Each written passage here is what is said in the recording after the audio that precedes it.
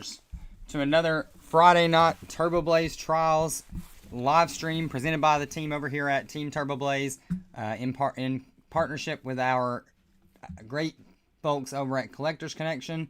As always, you can check out their website at collectorsconnectionduluth.com, or if you're in the Duluth, Minnesota area, be sure to stop in and check them out for your local card sport needs. Got a good little tournament lined up for you guys tonight. Looks like we have about 14 people in the house. I'll go ahead and start the timer. And I know that Chucky and Spence are away checking tables right now. That's why the cameras are just a little bit scuffed. Give them just a minute to get back in here, and they will be back, and all will be just fine. See, there we go. Once Spence pops back in, everything's good. So it looks like we've got some interesting matches. Lee and Lonnie, that's a pretty cool one. Lonnie on colorless and Lee on grass. That would be a pretty cool one to watch. I know that Chucky was wanting to watch Evan. Evan's on a sick little grass list that he's been playing. And Shark as well on a grass list, so that's kind of a grass mirror. What are you thinking, Spency? Anything catch your eye? I'd really like to watch Lonnie play Harambe. Yeah, I'm cool with that for sure. And if Evan wins, then we can always see him, next round. Yeah. Yeah.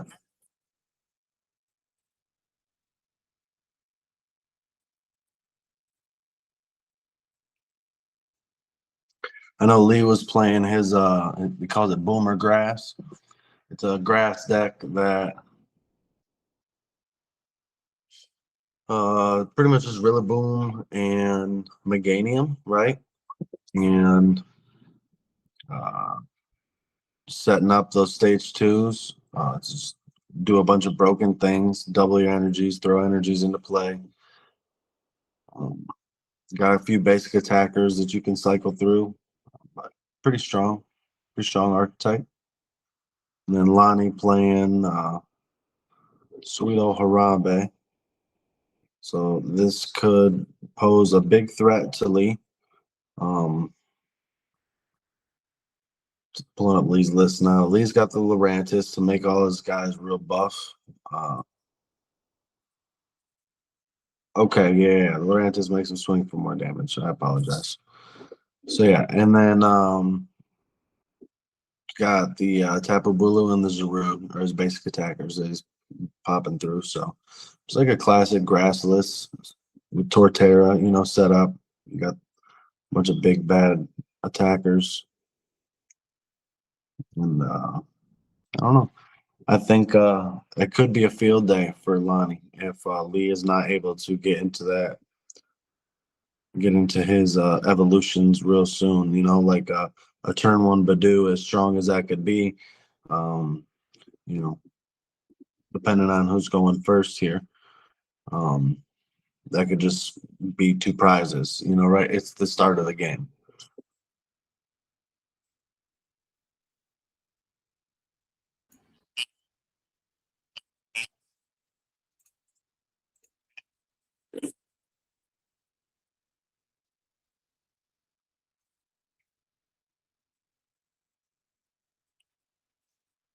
There it is.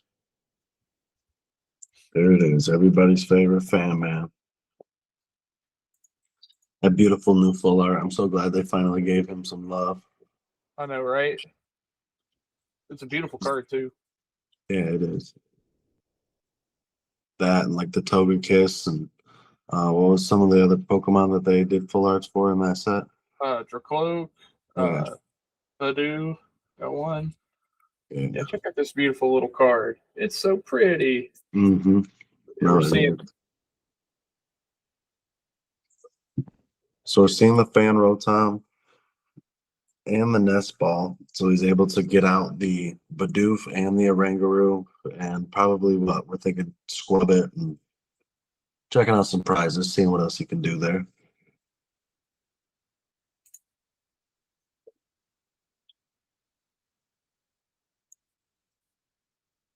And Lee's got the Lurantis Jr. That's who that is, right, in the active? Yeah, Fomantis.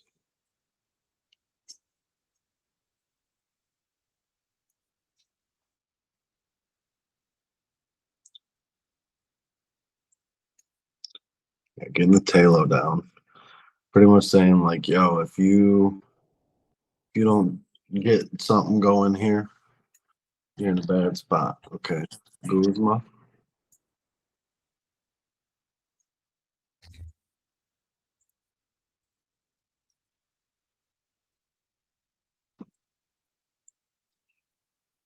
Guru, the sweet Harambe.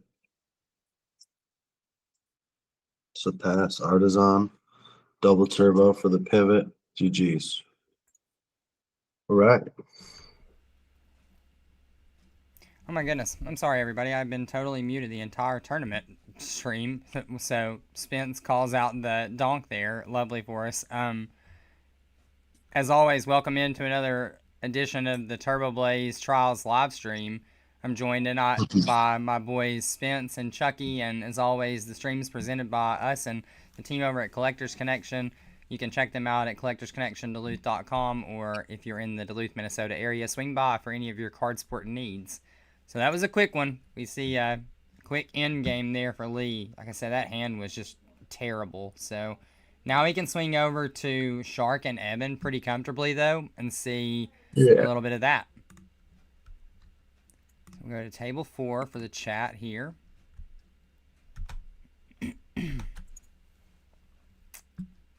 All right, get these players up. Evan's got this unique double hit grass list that is playing both of the item lock Pokemon in Budew and Frostmoth. Or, I'm sorry, Frostmoth, goodness. Venomoth. And it looks like we got Shark on, is this like Execute? Rillaboom? Question mark? Because I saw Chikorita Meganium in there, but what else has Shark got going on in this, guys? That's a great question. Let's take a peek at that list. Find his stuff here. Yeah, I mean, it's got Rillaboom, it's got Meganium, So this is the Torterra. Executor that it's pretty much like a Hydro Pump attacker. Yeah, he's playing the newest one. Yeah, that takes. Okay. And then he's also playing. This is interesting. He's actually playing the new Genesect that can snipe based on damage or the grass that's on it. So interesting. Yeah, I agree. Interesting take or variant on like the Mega Boom deck.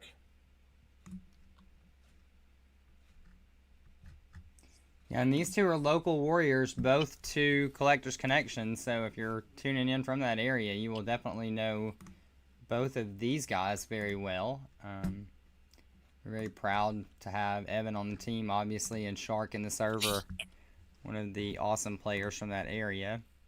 So I think they've actually played this matchup somewhat recently this week. I know Evan was hustle belt Badooing for a lot of pain to Shark. So hopefully. Yeah. Oh my goodness. Well, I just the only thing that feels worse than item lock is item lock on a giant metal ball just hitting you in the face. The Budew with like just damage boost. It seems so menacing. Yeah, dude. I'm checking out. Yeah, you got to give Logan a little bit of a break. He recently played an async match against this deck and things didn't go to plan. Item lock is it's tough. So he's hearing them helicopter noises as we speak. Yeah, pour one out for my boy. Yeah, this deck's real strong.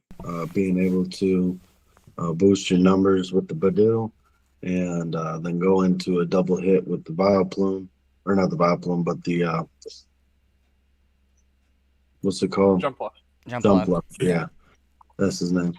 Yeah, there's a lot of damage mods too. So like you have for sure. You have a lot of ways for these item lock attackers to hit for a large amount. So it's definitely something to be wary of. Now I will say, and I've said this many times at this point, but I just kind of rushed and threw the list in, and there is one card that is a menace to Badoo that was not in my list. Shout out to the Full Grip Gamers. I did not have the Basque Legion in the list, and I think had I had that card, the matchup would have been a little bit different. I could have dealt with the Badoo a little bit more efficiently. You know, I talked to Yeah. you guys. I said, like, I wasn't running into a lot of water energy with any of my draws or, draw forward cards. At one point, I had 6 items in hand, and I owned myself into 4 new items. No energy, no Pokemon, teammates. Mhm. And it's just Right. like, if I just would have had, like, one cheap attacker to be able to just kind of start swinging in the face of what Evan was item locking with damage boost, maybe it would have been shook out, but it definitely would have helped. Yeah. Now, interestingly enough about this Evan list, I will point this out.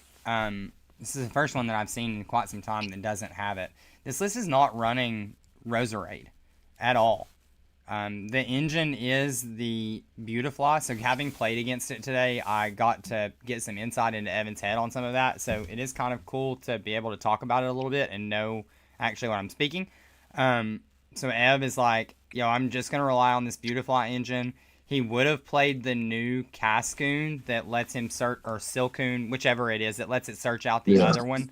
But he said that he didn't get the cards in time to play that. Didn't want to have a whole bunch of proxies in the deck, so didn't run that tonight. But that would be an include in this list as well if you do want to check it out and look at it in the future for the future going forward.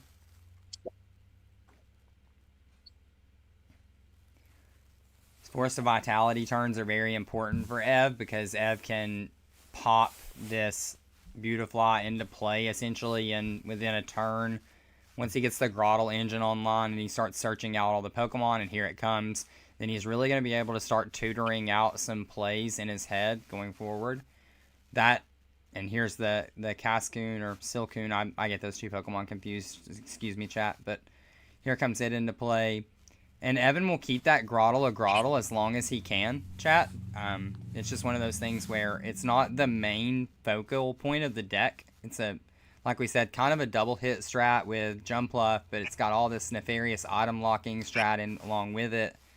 This Badoo right now is going to get it done just enough for Evan.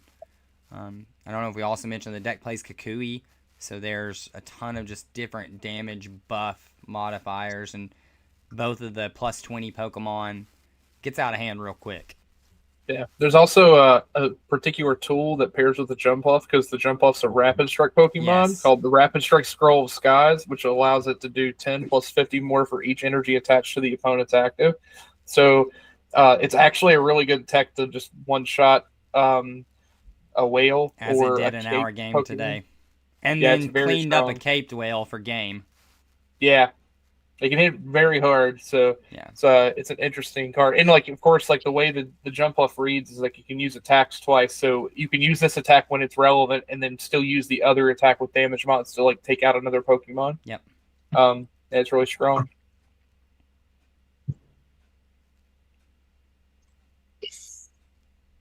Yeah, big fan of double hit. Been thinking a lot about this deck in the concept of how it would play if you had access to Forest of Giant Plants. Yeah. It's a good segue to push if you're a part of our community or want to be a part of it and join our Discord. We're actually having another tournament later in the month that will be an async event that is no ban GLC. So if you've ever wondered what all the broken cards would be like, you ever want to play Lysander's trump card, this is your chance.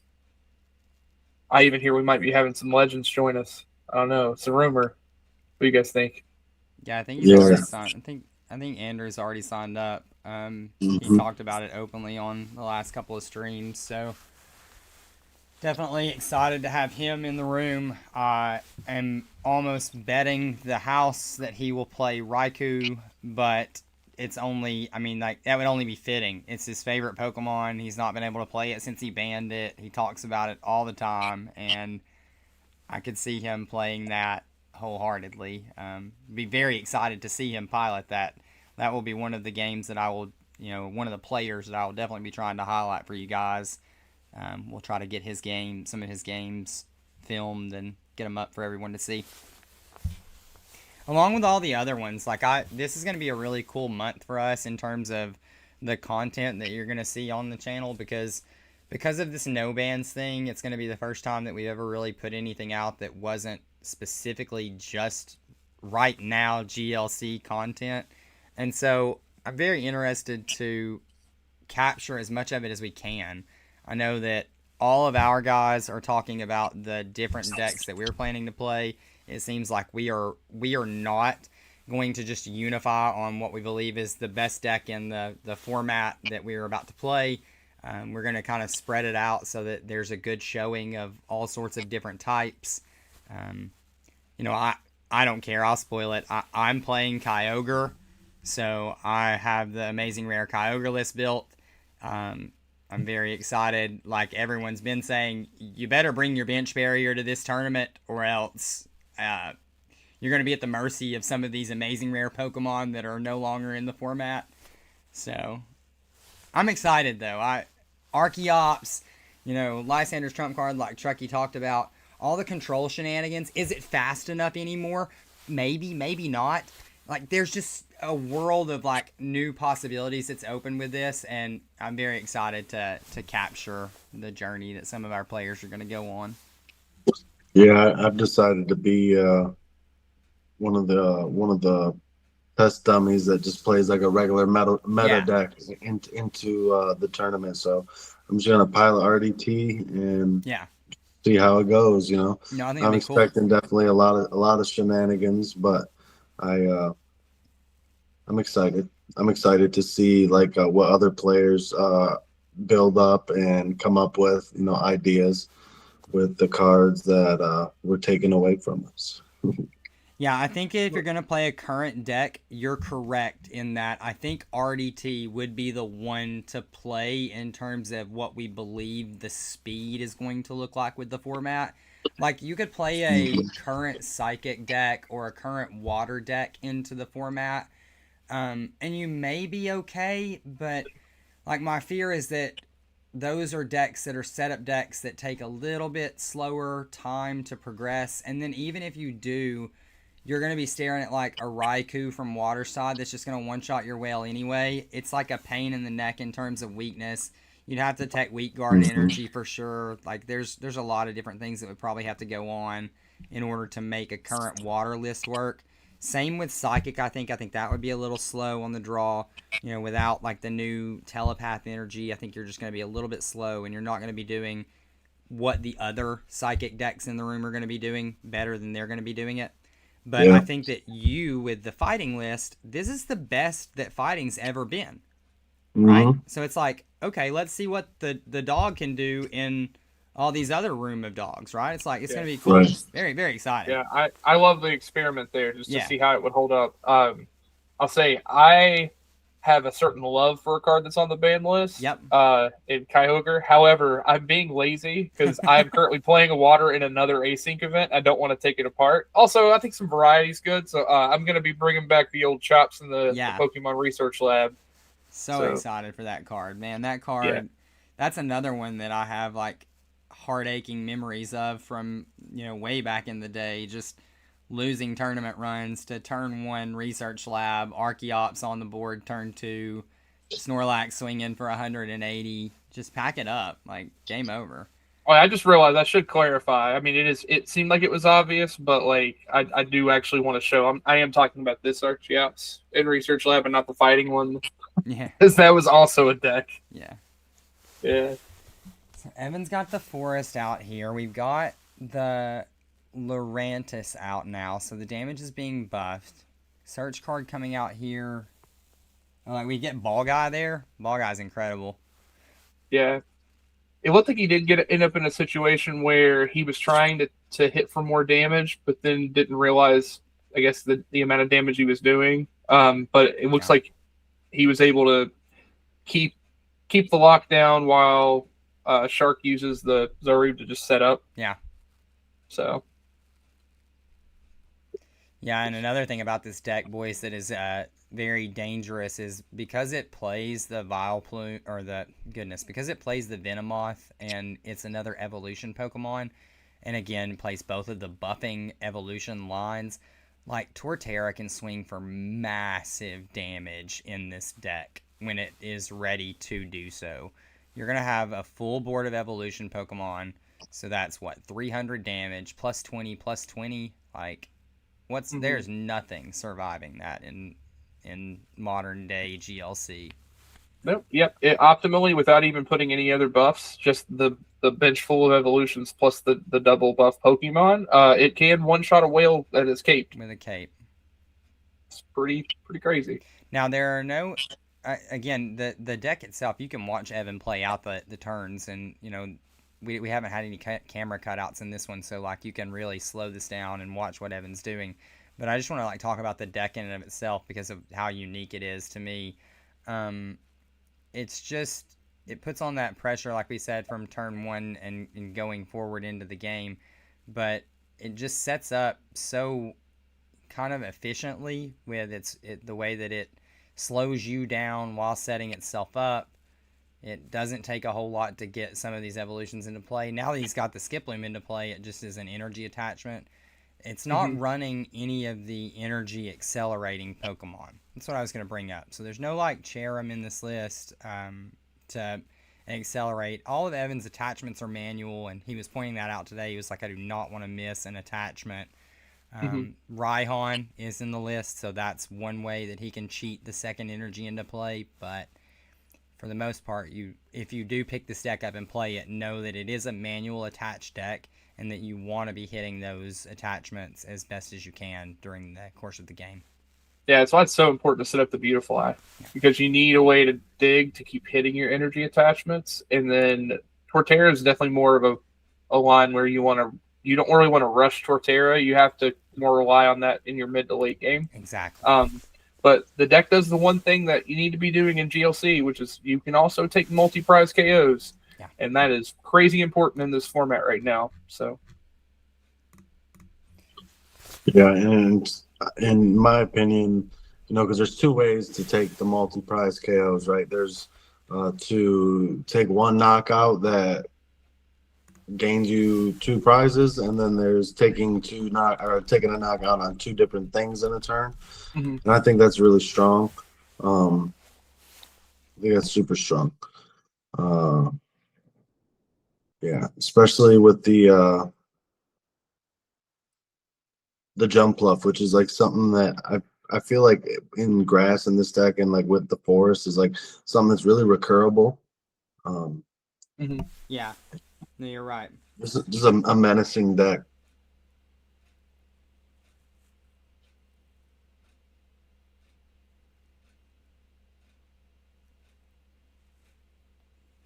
Okay, Shark was able to get the little bit of mileage off of the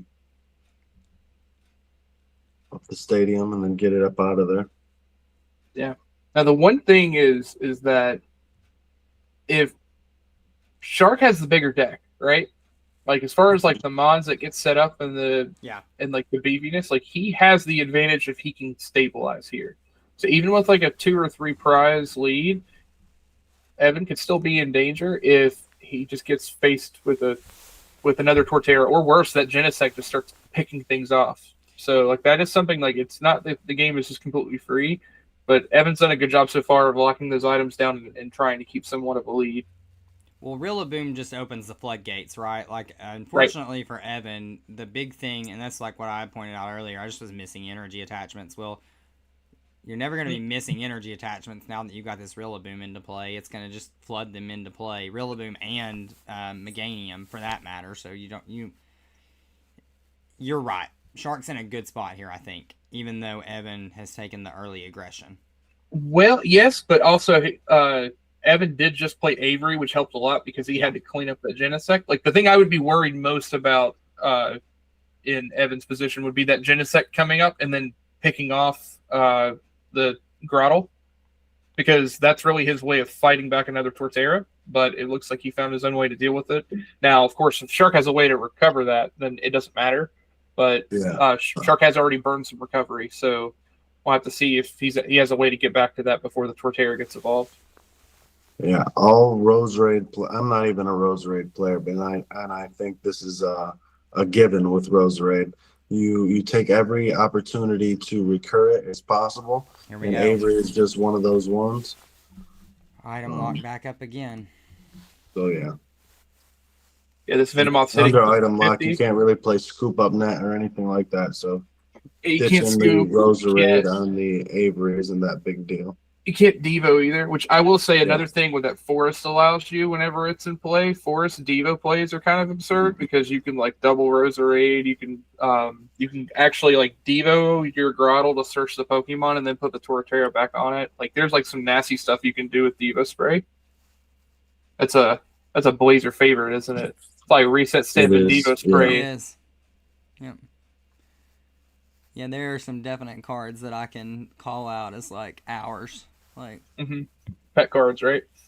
VIP pass, ours. Like, there's a lot. Like, and then quite frankly, You tell them every deck we try to build, and I try to jump on. I'm like, hey guys, can we put Chaotic Spell in it? yeah, dude, that's a Chucky card for sure. Dude, I love that card. It's my favorite. But I think like every time it gets jammed into a deck, like everyone sits around, it's like, dang nabbit, and it's like Yeah. it just like turns Yes, its dude. keep every time. God, It's a menace of a card.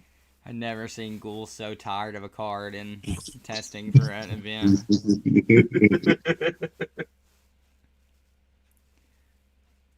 Solid one.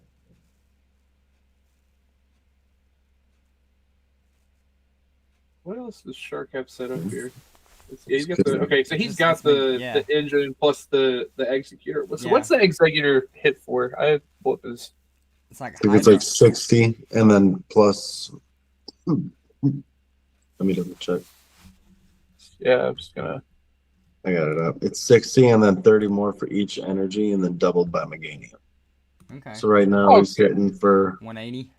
Yeah, so it's more or less like Gardevoir's Shining, like the Shining Arcana Guardy. It's attack more or less, but just grass instead of fight. Grass. Yeah. Okay. Also, that guard press is like a somewhat relevant card early too. Like I could see that being okay in a pinch. It's a pretty solid card.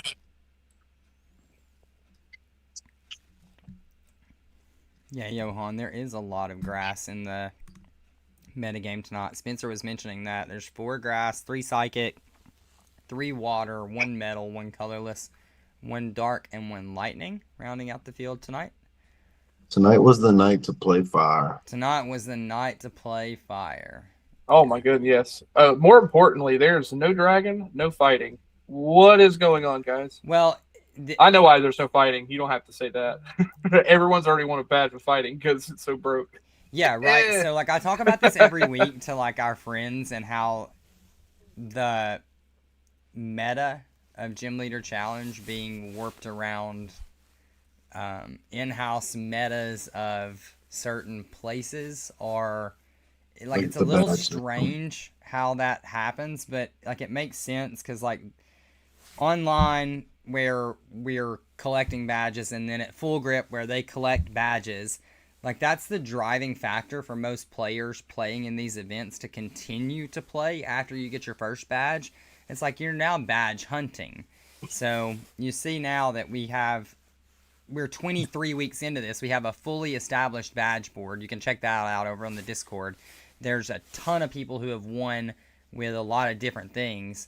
So now you're just seeing the diversity. Here's this Rapid Strike scroll, Spence, you were talking about. Yeah, Chucky was talking about it. I ain't gonna lie, I don't know a darn thing about that. Oh, Chucky, yeah. My bad, Chucky. What did it say that again? Sorry. There's that Rapid Strike scroll taking a knockout.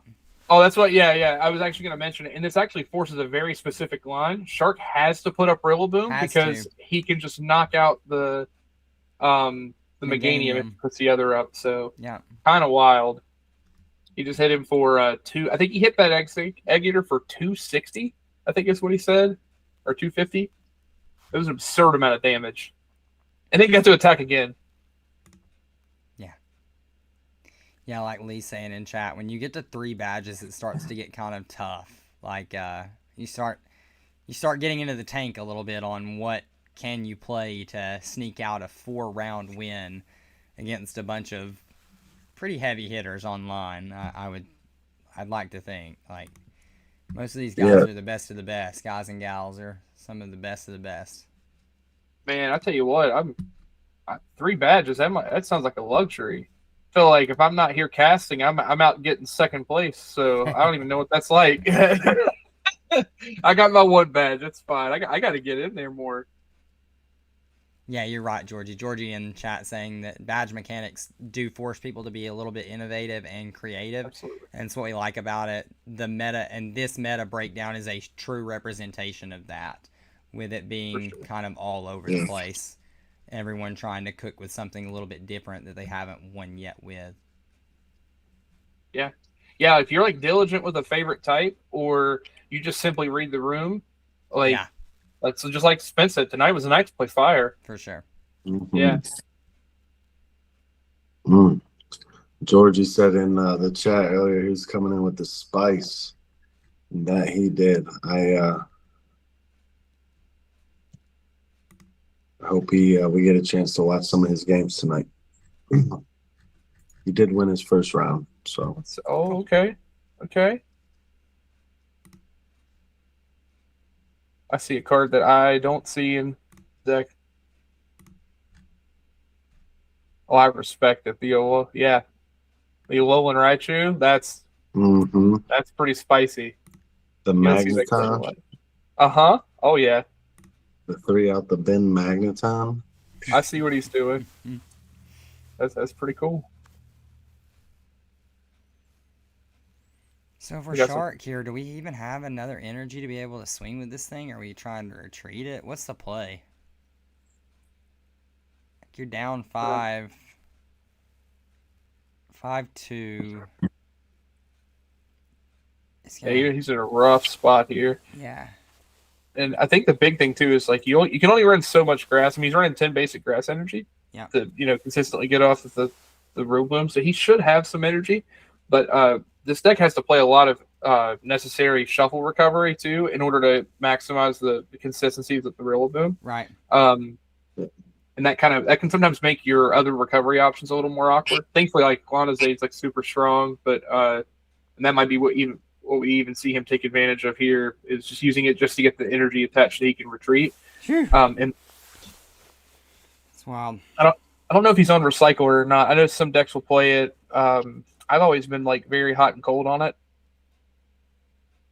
because it's a very specific card. Does nothing for you early. Just gonna swing with the Rillaboom. I think that's fine too. Yeah. Now, how much damage is on the Rillaboom?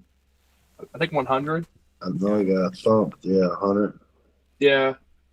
The problem right now is depending on how he can get set up here. I'm in a nightmare. I'm living a nightmare as Evan evolves into this Venomoth. Again, Venomoth can just take the KO, right? Oh my god. Yeah, it does. Yeah. Venomoth just takes this KO, shuts this game back down again for Shark. It's like for sure. And I want to throw up.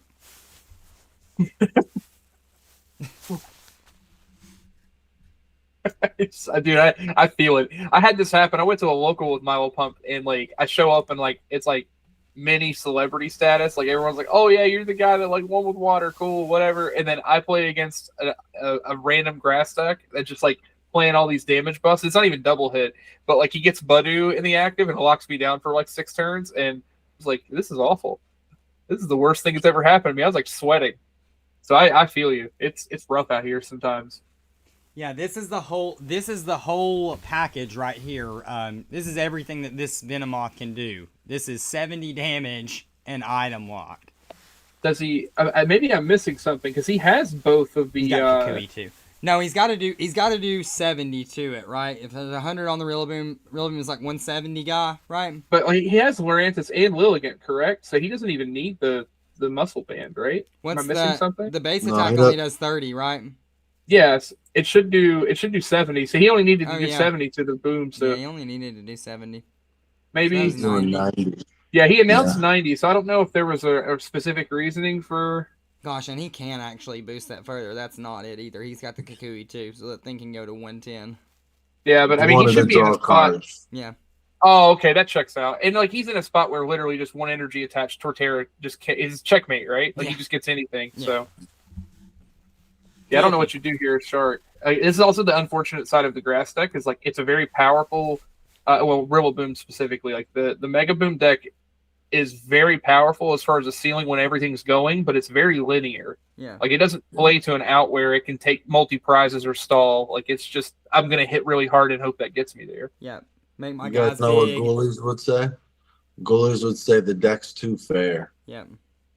Yeah, in this format, it absolutely is. 2 years In ago, this deck format, was. the deck's too fair. Yeah, for sure.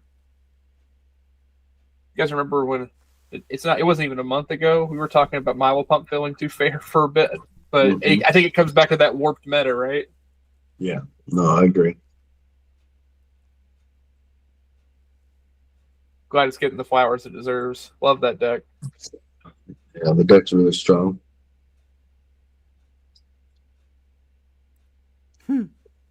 Do that math for us, Evan. Or Chucky. Yeah, 260, I think is what he just said. Yeah, I think that's right. 200, 220, 240, 260. Yeah. Just because he can. Just a casual 260 for 2 energy. What is going on? Bing bong. I'm telling Take you, a knockout. bro. Deck hates. Deck is good. Deck's mean. One thing I did wonder is Evan playing Hex? He's not. I don't think. Yeah. It's an immediate. That is the one immediate card I would probably try to throw in, only because I'm looking at the idea of any of these decks where you are just like trying to slam the door. You literally just lock some decks out of having a chance to come back, right? Yeah. Like, you take a 2-prize KO and then in a turn and then Hex too. Hex They're not item coming lock. back.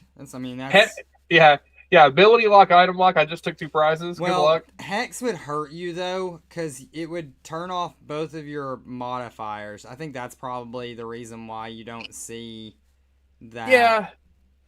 I guess it has to be decisive though, right? Like, as long as you can set up and take the right attacks, like you have it. But I think Hex in general is just such a powerful card in the format because so many decks use their abilities to make the comeback. So you're right. You're right. You guys want to jump over and check out the tail end of Count and Buffalo's match? That's cool. Cool with that.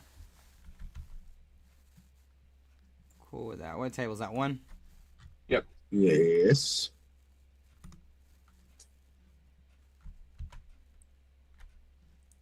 Count's playing his sweet little Galarian Berserker. Again, for you, the grass deck gave you bad memories. This deck gives me bad memories. Mm-hmm. I've also been on the receiving end of that. I'm actually surprised he's playing metal, given he already has the badge. But it could just be I love the deck, I want to play it, and there's nothing wrong with that. I respect it. The online community, for some reason, I swear, have yet to figure out the answer to this deck, or like how to really like put it in a bad position, and I think he just wants the prizing. I totally get it. He's going after that gold reset stamp. Yo, go for it, dude. I'm all about that. I'm not going to blame anybody. I have respect for it. Mickey's done the same thing. He's in here probably listening to while we're doing this, but Mickey's done it before with fighting, where he's like, "Nah, I'm just going to play fighting again," and he denied someone a badge. I loved it. Mm-hmm. Very bad.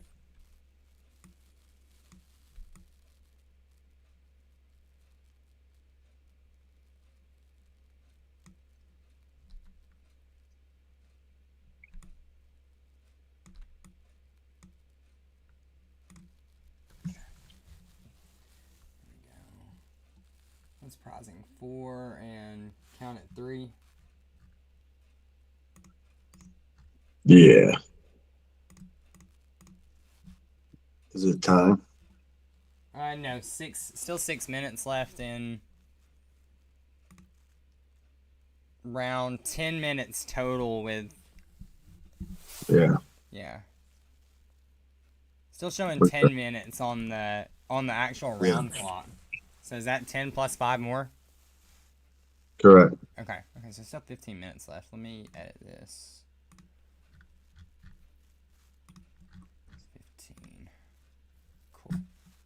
Timer must have got paused at some point in time or something. Sped up. I don't know.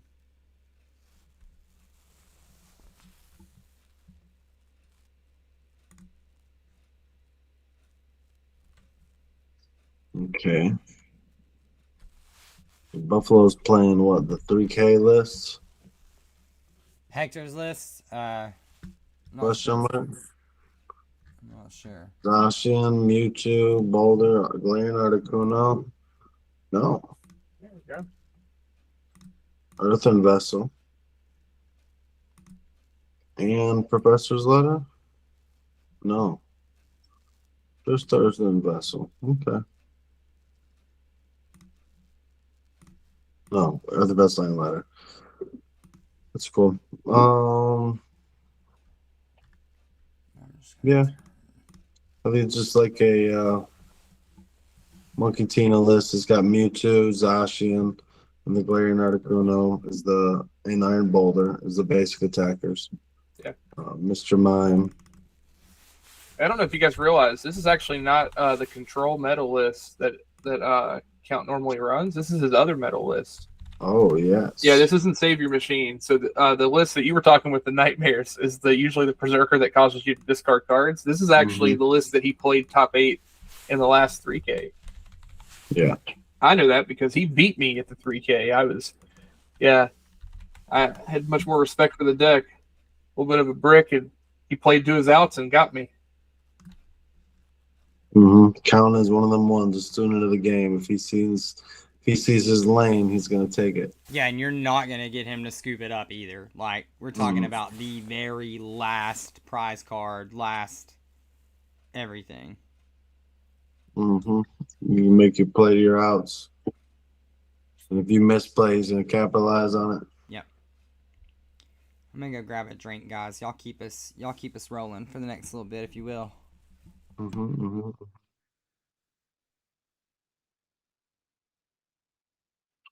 So we got here Buffalo retreating into the monkey. No, that's Mewtwo, actually. That's the 151 Mewtwo that has reflective barrier. Yeah, no. Yeah. A little different. That's unique. That's the one that's got the sick full art where he's in the middle, like hanging over the city, right? I can't remember if there is a full art of this one. It came in the Mew UPC. Yeah, you're right. Yeah. It is. You're right. I remember that now.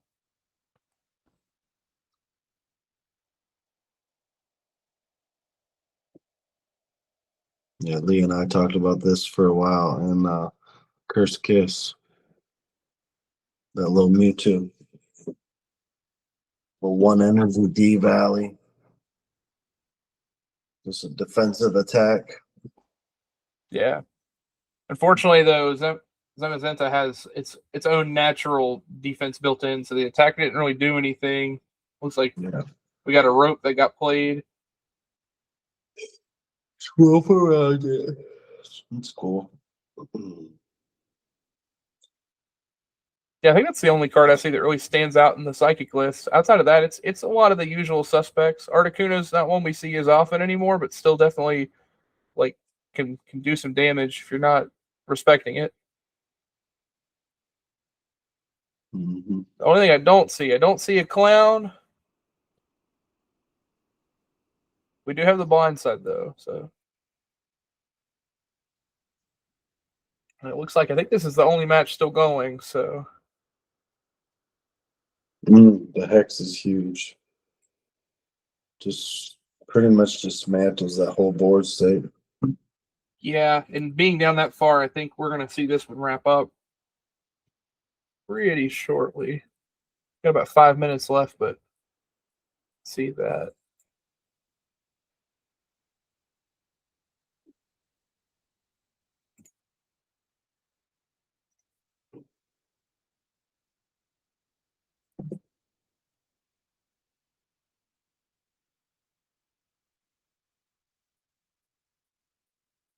See, looks like he's going to be kind of thinking through his plays. He recover here. Curious to see how he goes. I did notice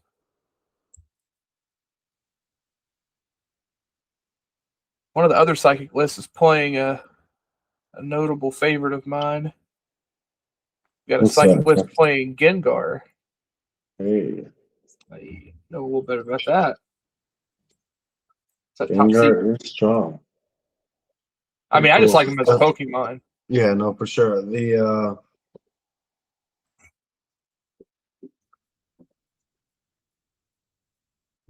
Gengar's one of them guys that doesn't get a lot of love in GLC. Not a lot No. of good printings around it.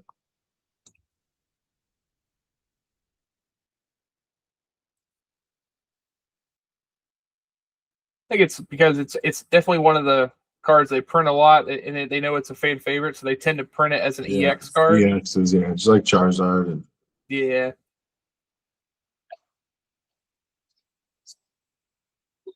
Evan said he whiffed that last game.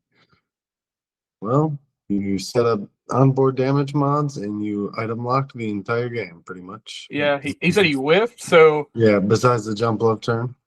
oh, I think you did pretty well, my friend. yeah, I'm saying I think yeah, I don't see how it was a whiff. He's suffering from success, I suppose.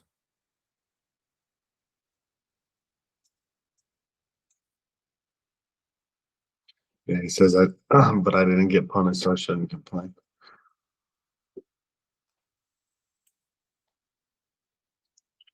Okay, what do we got on time here? Yeah, I can't We're tell. at 3.5. Yeah.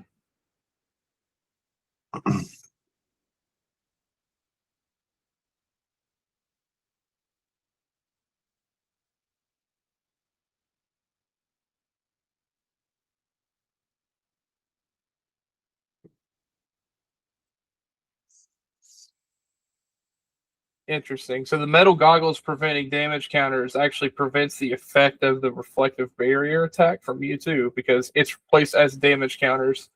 So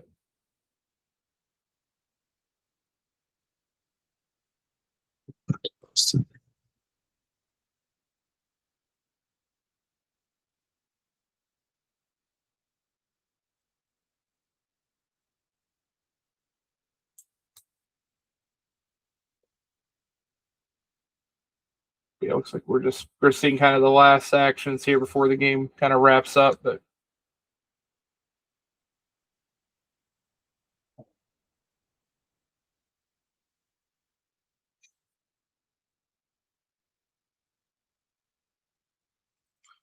Yeah.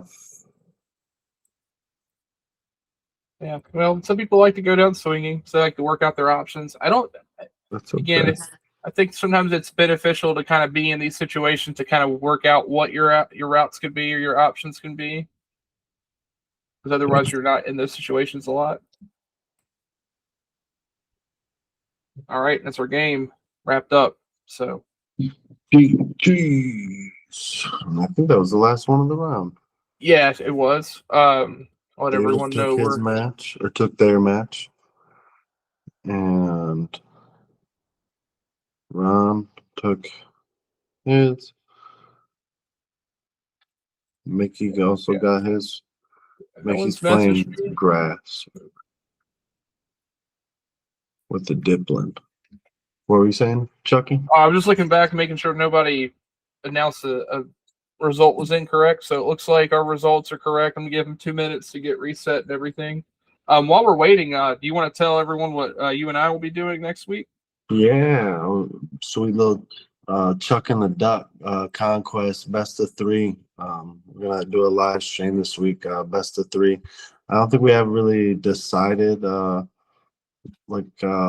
any parameters of it, like like any certain decks that we're bringing or not bringing, or any marks we're gonna try to hit.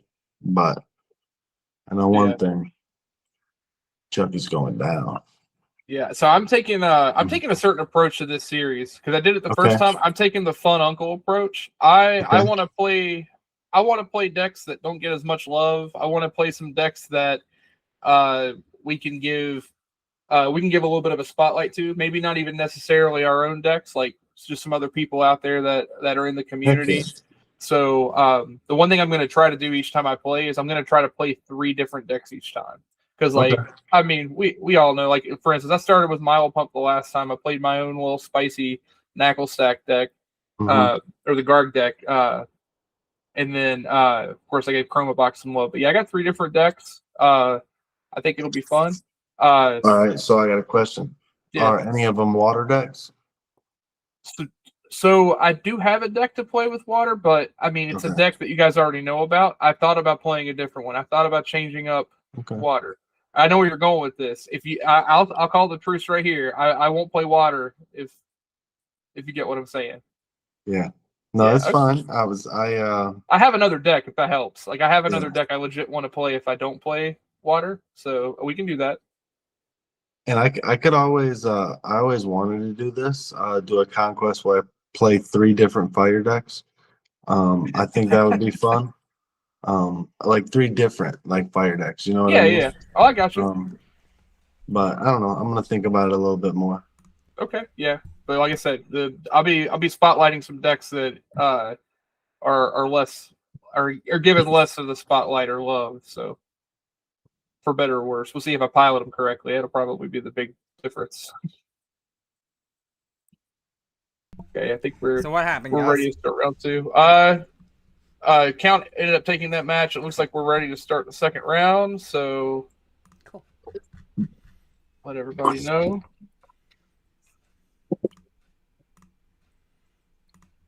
Okay, we got what we got. That's right. Let's see. Mickey and Evan, the grass double hit mirror. What? That's is Evan just gonna play grass all night? What is this? This is shenanigans, guys.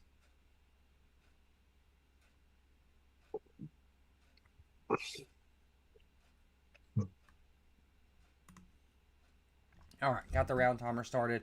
So what are we doing? We going there, we think? We Is that what could. you guys want to do? You can go Georgie Yeah. Lonnie if you wanted to do that.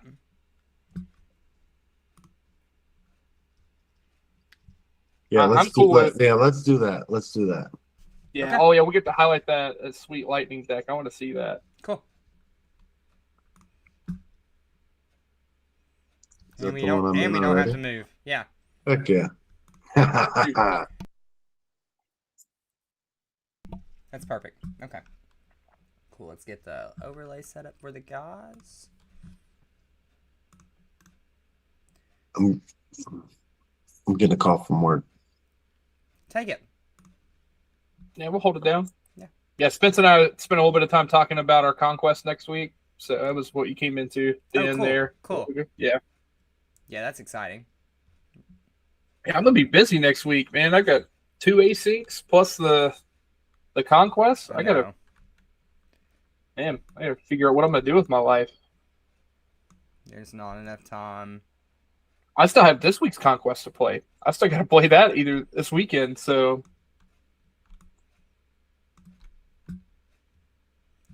All right. So what do we got here? We got Lonnie on Psych. No, not Psychic. Jeez, I'm so used to seeing him on Psychic that it's weird. He changed it up. I think he's playing Harambe. No, yeah. And Georgie's on the Lightning deck, right? Yep. Okay. Yes, sir. Okay. Yep. Now I'm excited to see Lonnie play. Of course, we want to see more than just the fan. Yeah, fan dunk. I mean, that happens sometimes, but yeah, I'm actually interested how this will play out too, because funny enough, a lot of the Pokemon that Lonnie's playing are weak to lightning, so that is a relevant part of this matchup. Yeah, for sure. I was gonna point that out too. A lot of birds. Yeah, it's one of the things I'm a little worried about in the no ban event, is I'm playing a lot of birds. A lot of Raiku's going to be out there lurking. Yeah. Definitely going to be a thing that you're going to have to watch out for. I'm afraid. And as usual, I do not even have a color for lightning because, you know, that type in 2026 is like, okay, sure. You need to get with it, man. So we got to have all the colors represent. Get the pink ready. One day the fairy spread's coming. Yeah,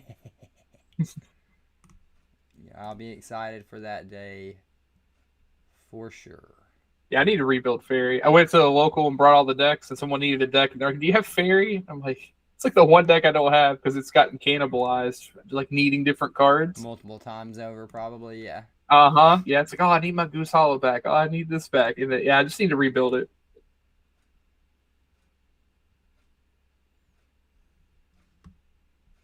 All right. Players are set. Yours and my camera will be a little bit jacked up. Chat, just give us a break till Spency gets back in. Yeah.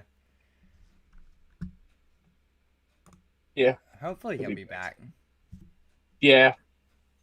If he If not, doesn't we'll come, hold it if down. he doesn't come back in a few minutes, chat, I'll readjust the cameras for you guys. But for right now, then I'll just turn them off for that sake.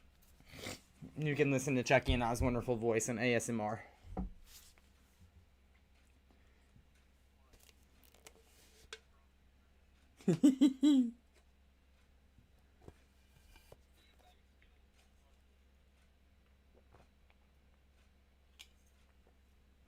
All right, so Lonnie kicked us off. Got a pretty developed board over there on his side.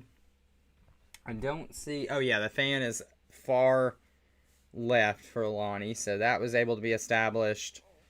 And then now over to Georgie. Georgie's got a Regieleki in the active, I think. That's what that Pokemon is. Got a little bit of glare, but, I mean, some players just can't help it with the lighting in their room.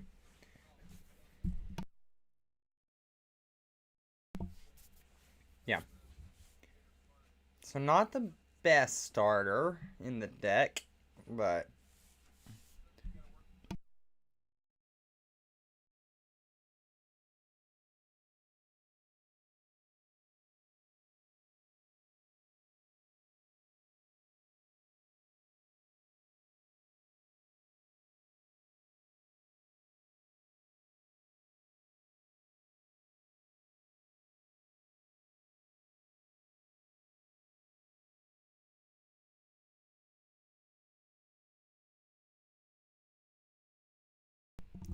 Yeah, for sure. Just being able to reuse those powerful Pokemon on spot, as it does take the place of the Ditto, so if it's been in play, then the turns in play count whenever you transform it.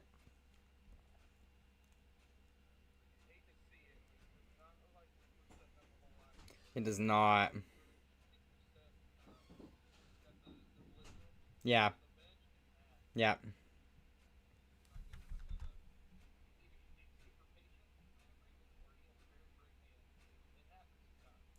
Yeah, because no supporter used on turn when you had the chance to.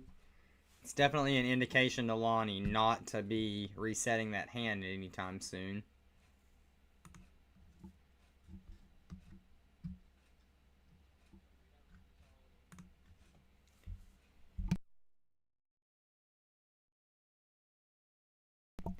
Yeah, even further this board. So Guzmahala gonna discard Lilies and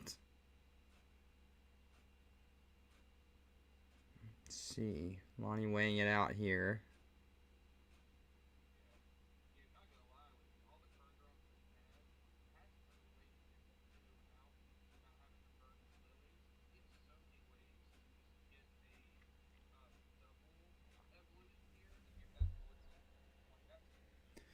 Discards the double turbo there to the Guzhala.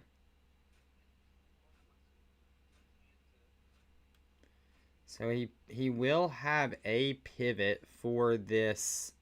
Yeah, there's the air balloon. So he will be able to pivot this Ditto without having to use it up. Now it's just a matter of what else do we have. Triple acceleration energy.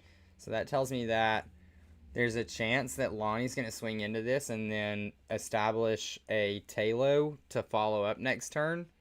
Parallel City for the final card there of Lonnie's Guzhala. Potentially, like I said, lining up a swing with the Fan Rotom and then just trying to clean it up with a Talo, a Swellow, rather.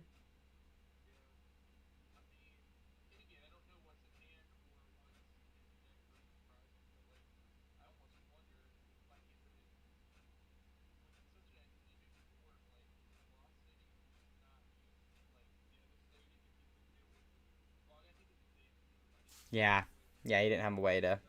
No.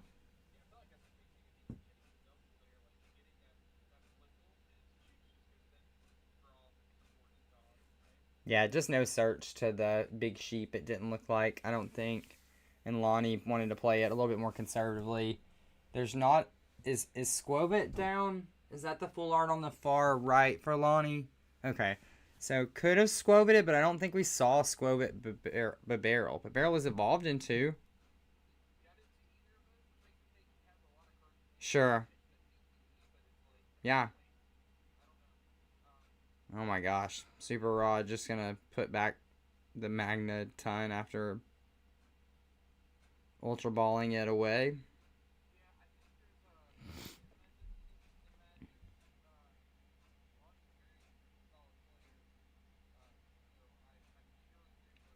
Oh yeah.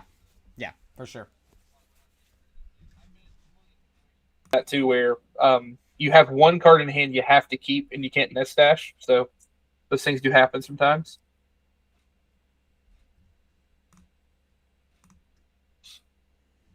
I think the bigger thing I was concerned about is the parallel. Like, you need a stadium in play, and you don't want to give him the search. You don't want to necessarily put yourself in a bad spot with Lost City yet. So I don't know. I think the parallel, though, if it gets bumped, then you don't have that to clean up a wide board later.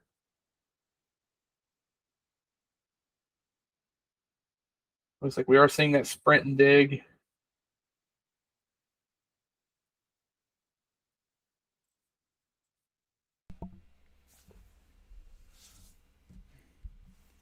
So Zebstrika was able to be evolved into, and Sprint for Georgie was able to refill the hand to 4. What do we have off the back of this? Got the reversal on the Regieleki, which isn't great, I don't think. Right, Chucky? I mean... Yeah, not ideal. I'm assuming it's more he was already going to burn it, so Yeah. And he doesn't have the expectation he's attacking this turn. Sure. So that's kind of my guess.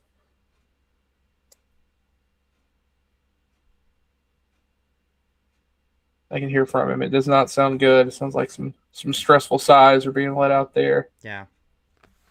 Let's see. Voltorb down on the bench now, and the U-turn board attached to the Zebstrika. Mm-hmm. He does have a pivot established, but I'm guessing he's eyeing down the fact that Lonnie grabbed that triple energy last turn, and this could get a little scary. Yeah. No. Just gonna nest stash it away. Okay. So just grabbed it to essentially ditch it the next turn. I mean, there's a chance that he was holding on to a piece and was just like, okay, well, if I top deck it, then Yeah. I got it. But yes, sometimes plans change, right? Yes. He had a plan and he decided to pivot. I mean, that's one of the beauties of the deck, though, is that you can put yourself in a situation to just change your mind and not get punished too hard from it. If you have the draw set up.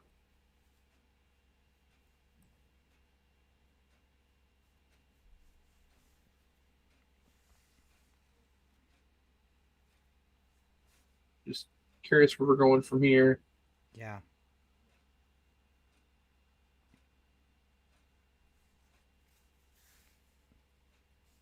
Is that a Hex? Yep. Yeah, Played it. Hex knockout. Yep. I mean, pretty solid, safe play here, just to help widen the gap. I mean, I think we could probably agree, just based on the nature of this Lightning deck, the longer this game goes, the more Georgie has a chance to get back and take over. I agree. Yeah. Yeah. Just the nature of the deck and weakness and all the things that go on with it, all the counter shenanigans that it has access to. Sure he's playing. Now what? Oh, go ahead. Sure he's playing like counter game, counter energy, stuff like that, right? Mm-hmm. Yeah. Now what's nice here is that this actually allows for Lonnie to make a really important play. This Hex shuts off that Magneton from being able to do its effect. Yep. So this gives Lonnie a chance to actually. I mean, he could take the draw support, but the energy acceleration might be really important to prevent like an Electivire spread. Yeah. So if he has that double, that's going to line up really nicely. Although that lessens it a little. We've got both Evos, so that's pretty good. Would have been really so Lonnie not having Hex this turn is actually a really big deal. Kind of. The only problem is it doesn't look like George has anything to set it up on. Sure. So we need like recovery. Yeah, I mean the one thing it's allowing him to do is it's preventing that Zebstrika from digging further, which I think is still worth it. Yeah. I mean, he with the knowledge that he had, he was playing it with shutting that alone, right? And that was enough in my opinion. He needs to keep like pulling ahead and preventing him from finding the pieces he needs.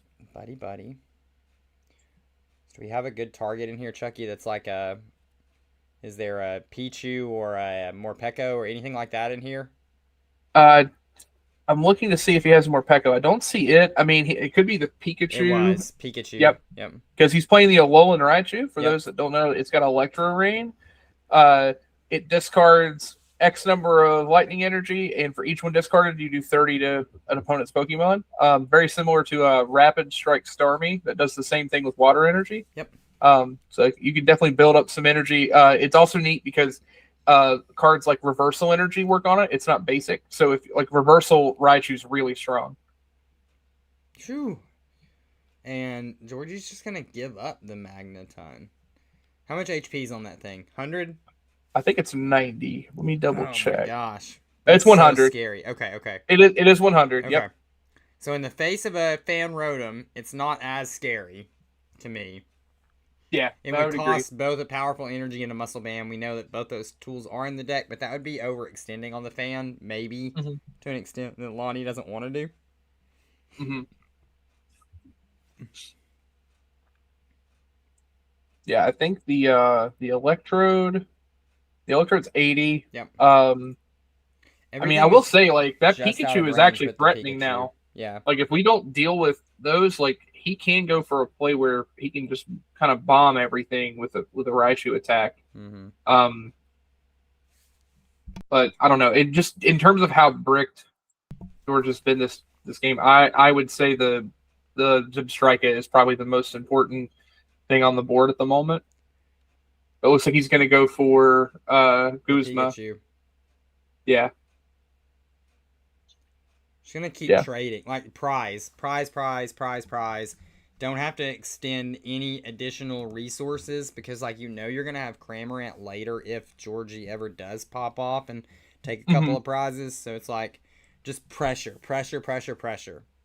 Yeah, absolutely. And again, it's the most important thing there is conserving resources. Like, you get the most value out of Fan for what it is right now. Yep. But you're also preventing him from having a valid attacker set up. Like, Georgia doesn't really have a basic outside of like Coco. Like, Coco really doesn't even do anything at this point. Regieleki, which is already down, he'd have to recover. So, yeah, I really like the idea of taking the Pikachu there. Now, if you had the way of taking the Zebstrika, I see the argument there too. But again, you're extending resources, so yeah. Unless you just had like a kind of a scoop up play. Goodness, here we go. Georgie's just gonna blow up. Counter catcher. Okay, we're countered the barrel. Okay. Oh my goodness, he played Roxanne. Ooh. Okay. Boy, that's a throwback to standard. So Lonnie, so chat. What just happened is, and now the reason that Electrode is on the Zebra, it has an ability where it blows itself up, it KOs itself, then it becomes 2 lightning energy. So it is serving now as a double lightning energy on that Zebstrika. Then Roxanne, a card that can be only played if your opponent is at 3 or less prizes, shuffles both players' hands. You draw 6, your opponent 2. Yeah. I have been on both sides of a Roxanne play that just completely turned a game upside down. Same. Multiple times, as I played a lot of Lost Zone Tina, just different variations of that. And Roxanne was just insane in standard when it was played. I think Iono kind of made it a little less relevant, but even then it was prominent for a while. So I guess now the question is, what?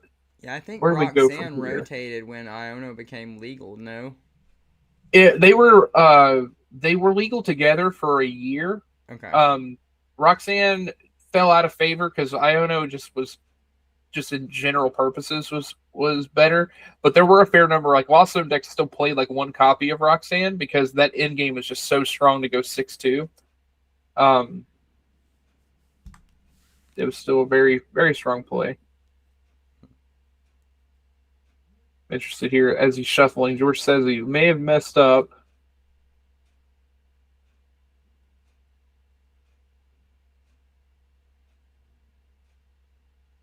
Okay, we're discarding the hand with Sprint to draw 4. Might be trying to figure out how to get more energy in to then use that Magneton. Although if we blow up the Magneton just to put on the Coco, I think we're in a pretty rough spot there. Agreed. That's not great. We're down 4 prizes. I mean, Coco is spreading, so there is technically a way where Lonnie could be kind of trapped and not be able to get out of the active, but very strong chance he's able to find his way out of there. So he's got a lot of live outs. All right, chat, bear with me for just a second. I'm going to reset these cameras because I don't know if Spence is going to be back or not. But at this point, I'm just going to resize this, and if he does come back, then I'll fix it then. I'll fix it then.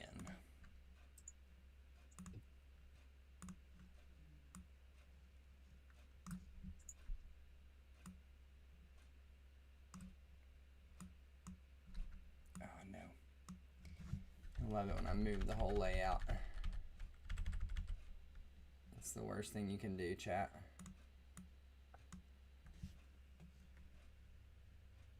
Move the whole layout. Okay, looks like we read Doug for a hand on Lonnie's side with the combination of the power of Squirrel and Beaver. Squovit and Beaverl, just a dynamic duo. Yeah. The woodland critters. That's right. Occasionally we get the Harambe to jump in there and sprinkle in the mix. Yeah. Let's see. I'm proud of everybody too. Looks like everyone checked in this round too. Love it. Love it when that happens. Makes my life easier. Less paperwork. So did. I really think he's got so many outs to find that Pelipper. Like Pelipper digs him out of this, right? Because you just Guzma up something. I guess you don't have a clear way to take a KO though. Did Georgie not?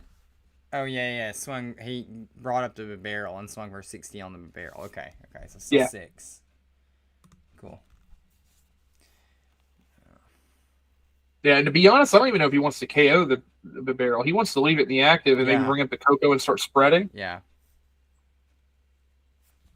Look, Lonnie's in the tank here, just trying to work out his pivot here. Okay, there it is. There's the Pelipper. Now, Pelipper, for those who don't know, hearsay, it allows you to search your deck or your discard pile and choose a supporter and put it into your hand. Insanely powerful effect, especially if you can repeatedly use it, which this deck is great at using. So Guzma's already been used. Guzma is his out to at least get out of the situation he's in. Of course, he's got some other options as far as supporters he could play here. But he's got to figure out. I don't know if Lonnie's seeing the line. So he's going for Winona. Now, again, I don't know if he realizes, like, he could even, like, depending on what the rest of his hand is, like, Hex is also a viable option if he has a way to get out of the active already. I really like the Guzma, though, personally. I think I'm a little worried he's not seeing that. And I think that's an important thing. A lot of people, I think, don't realize the Pelipper can grab out of the discard pile. Yeah, I'll bet Lonnie I'll bet Lonnie does. I just think that this is probably the line that he's going. Like we said, we don't know exactly what's in hand, so It's true. It's true. there's a potential that something big's coming here. Well, I'm reading the context because I get to cheat. I get to hear what they're saying, and he Oh, was sure. looking through the deck and said I missed. So I feel like he's Ooh. overlooking that he has supporters in the discard pile he could use. Ooh, yeah. Yeah, I'm just going from that context. Yeah. Sure. Yeah. You have that insider knowledge. Yep. Here we go. Looks like he still had a way out. So An attack. Yeah, he attached the triple energy to retreat.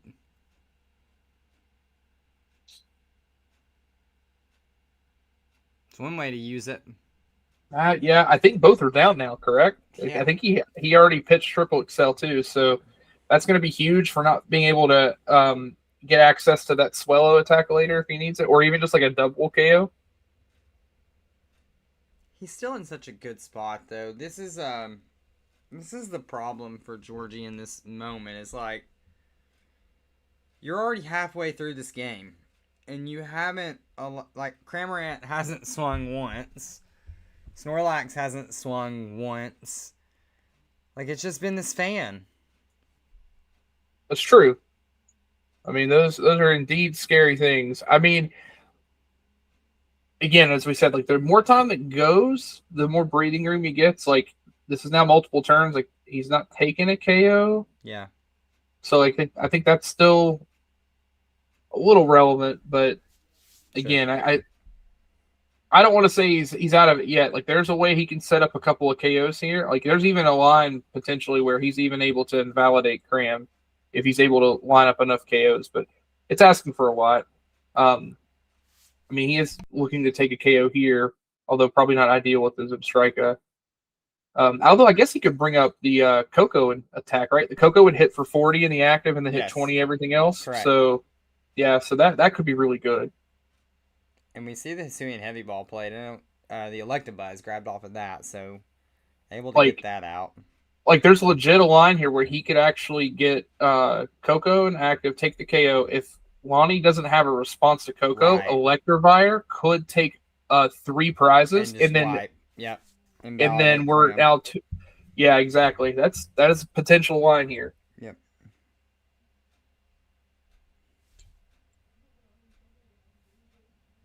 Yeah, that's a huge mistake then from Lonnie's side, having not done something a little bit different than just going Winona, I think. Yeah, and I don't know what other damage mods or other things he would potentially have in hand, but like you could even bring up with knowing he has the ignition in hand, like the Pelipper could have taken a KO there potentially off of the Guzma. Yeah. Right, because he had triple acceleration in hand. Right. Yeah, we just don't know if he had any other ways to like modify the damage. Yeah. Had something in my eye. Had to turn the camera off for a second. Sure. Okay. Oh no.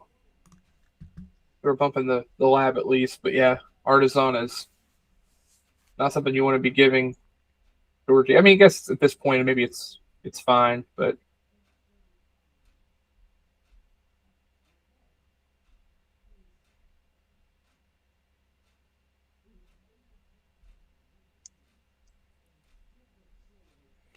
oh my gosh. So Mickey's double hit Diplin apparently just ended Evan's night. Getting a Diplin as a matchup is crazy work. Nothing I can do about that. One shot's everything in my deck with 1 buff. Off to bed. Coldmans are not hitting. Oh no, poor guy. He snot spreaded too hard last week. Yeah, he was feeling really bad. Yeah, that's rough. I definitely understand that. We're right in the thick of cold and flu season right now. Yep. Wash your hands. That's my PSA to everyone.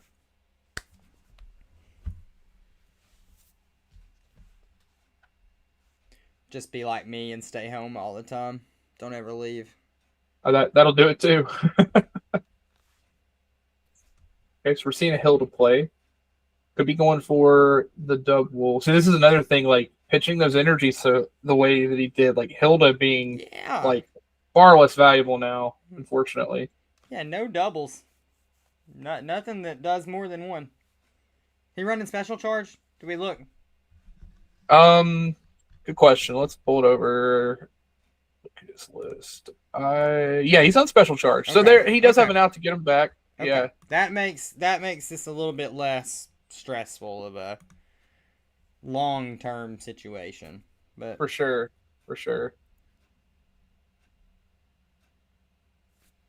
Georgie did take a prize card last turn, so David also took the win over Lee. Lee just having the rough night on grass. David winning with the Psychic Gengar deck, which he's been playing that. I think one of the earlier events we had, he was playing Psychic with Gengar in it. So he's always been a Gengar believer. Love seeing my favorite Pokemon get some love.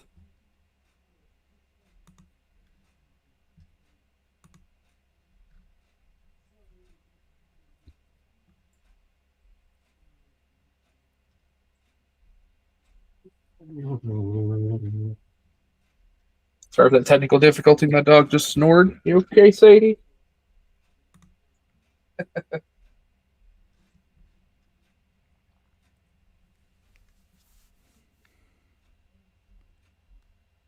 Alright.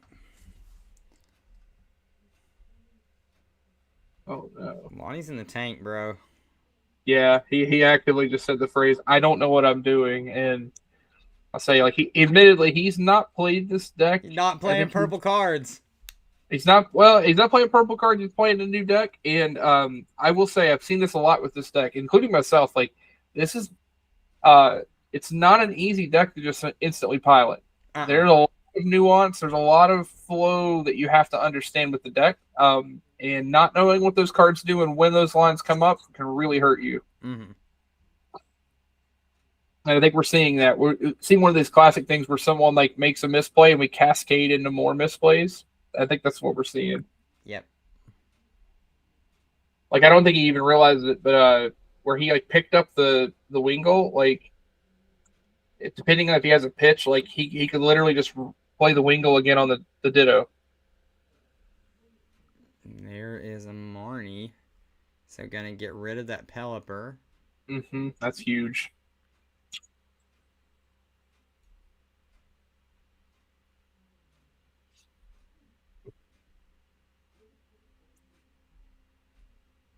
Uh-oh. And I think here comes Electivire. Yeah, and I think with the situation that we had there, like we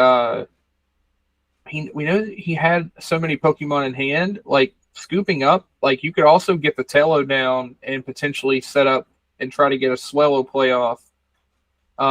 It does two things here. If you're able to Swellow that Zebstrika without necessarily like hitting like with a TM, then you get to one prize and like you're that much closer. But more importantly, that Magneton is invalidated. Yeah.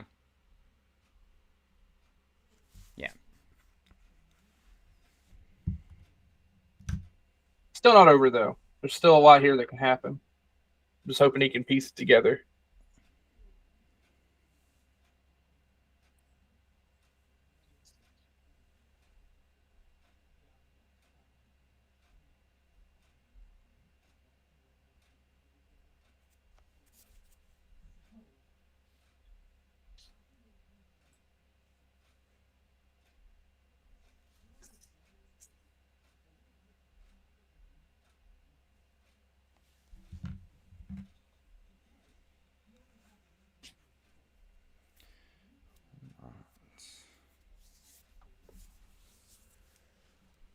So another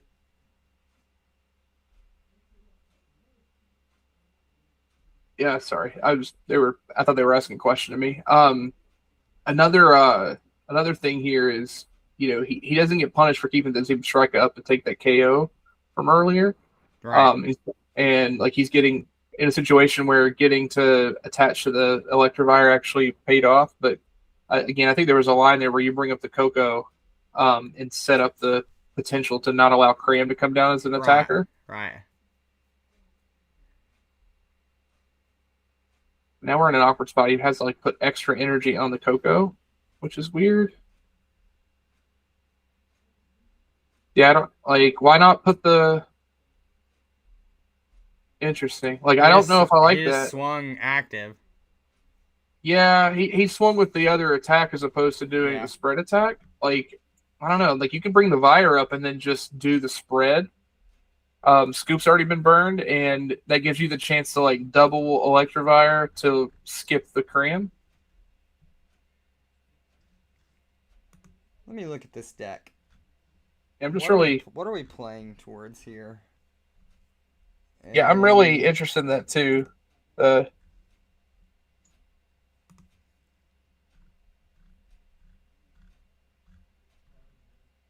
Oh, I see. That's not the Coco I was thinking it was. That's not the spread Coco. Now I see why. But I still don't know why we take the KO there. Like, I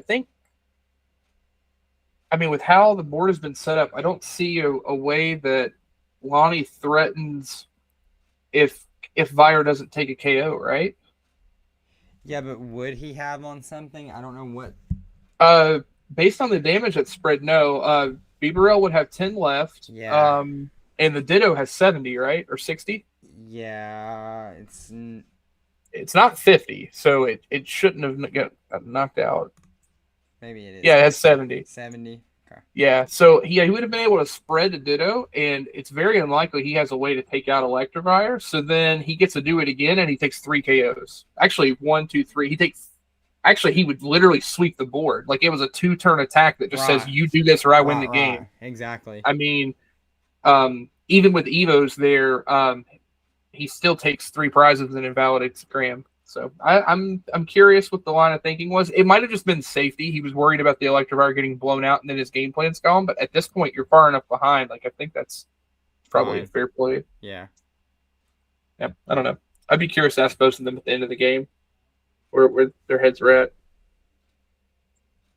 Again, easy for me to call the plays from here. I'm average to above average at best when I'm down there. Up here, I'm Hall of Fame. Yeah. That's how it goes, right? Now you see.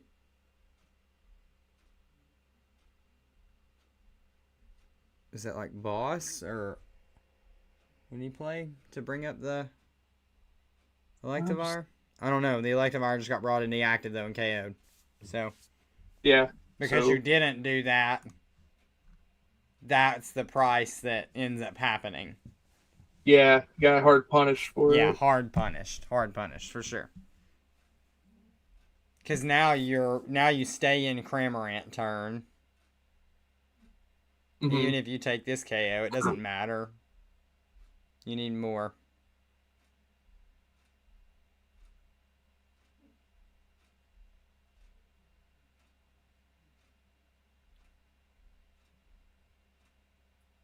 Yeah, I mean, I suppose the what he was worried about was the Snorlax sitting there with the double. Yeah. But yeah. Yeah, had to be.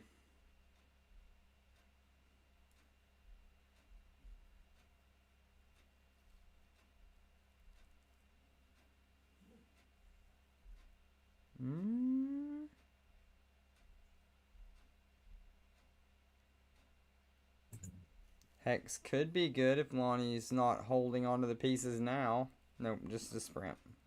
Yeah. Well, and I get that. It's like if he plays the Hex, he's just stuck with a dead hand. And he only has 3 cards left. Ooh, this is not looking good. I think that would have been okay. Yeah, exactly. I think that would have been okay. You're pretty dead anyway. You were drawing. I don't know what. It's one of those things where what were you drawing towards? Oh, for sure. I mean, you have to have a definite answer, or else. I mean, honestly though, with how the deck's set up, I'm kind of surprised. Like, what's taking me aback is that I just kind of assumed the Tapu Koko that was in play was the spread one. Mm-hmm. So I'm curious about. I mean, I guess you get like this nice like high efficiency attacker if you're behind, but I don't know. That spread seems like it's a little more important. Yeah. Plus the pivot, but.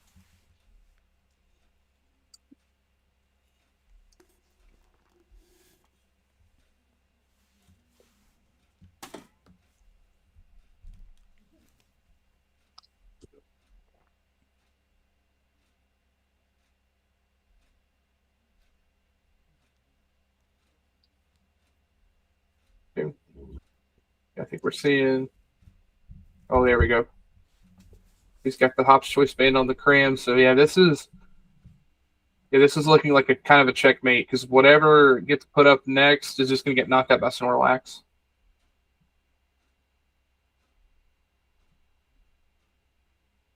Yeah, like Evan said, this Coco is mainly for ripping Pokemon out of the deck.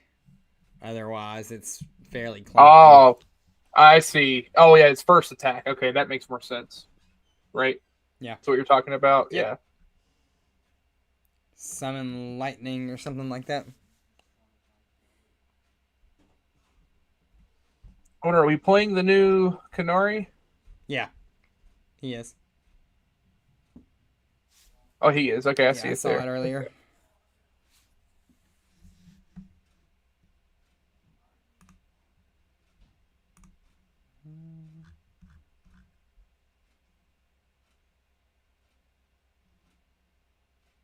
I mean, I kind of understand their reasoning, but it's like you're also like in a world full of so much hand disruption.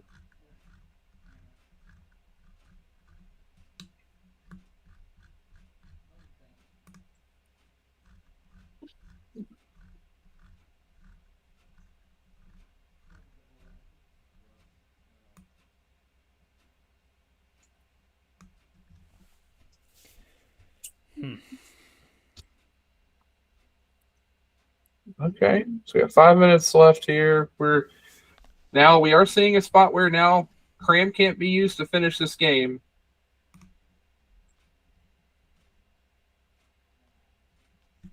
Yeah, so that was nice, gusting down the other big threat on the board. Yeah, by doing it that way, you invalidate two attackers. Yeah. Lonnie needs to find a way. If he can find a way to get the, it sounds like he has a plan though. He might have a win in hand here. Okay. Let's see it, Lonnie. Walk us through it. Oh. Okay. Okay, we're seeing.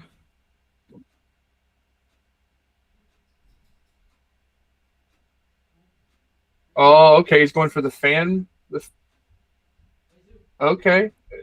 Muscle band, powerful. Double. There it is. Yep. Got Perfect. it. There it is. Got it. Good route. stuff. Good. And I think that's a good testament to Lonnie still trying to learn how to play this deck, but then getting to a spot where he says, okay, I stumbled, but I'm going to recover and finish the game. So good play from an experienced player to recover there. I've definitely been in spots there where I just kept spiraling. So I respect seeing that. Yeah, and you were right. The longer that the game went on, it definitely panned out that the Lightning player, that Georgie had, a much better chance the longer that it went. Oh, for sure. Okay, so we don't have too much time left in the round. And of course, we'll have some turns that we got to take. I think there's still 2 games going here. So I'm going to have to check on those in a second. Give me just a moment. I'm going to go check on our games. I'll be right back. Yep, go ahead. While he does that, chat, I'm going to reposition these cameras as well.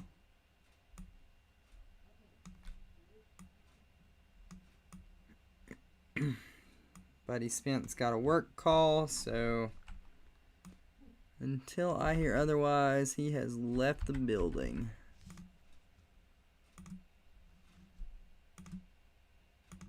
And of course, those are backwards to everybody. It'll be okay. Fix that real quick. Cool. Good enough. Alright, chat. Let's go look at a meta. Like I said, metagame for tonight's tournament. We have got 4 grass, 3 psychic, 3 water, 1 metal, 1 colorless, 1 dark, 1 lightning. And taking a look at the pairings, now you have Lonnie moving to 2-0 on Harambe, Sliggoo on metal, Mickey on double hit grass, and David on his psychic list.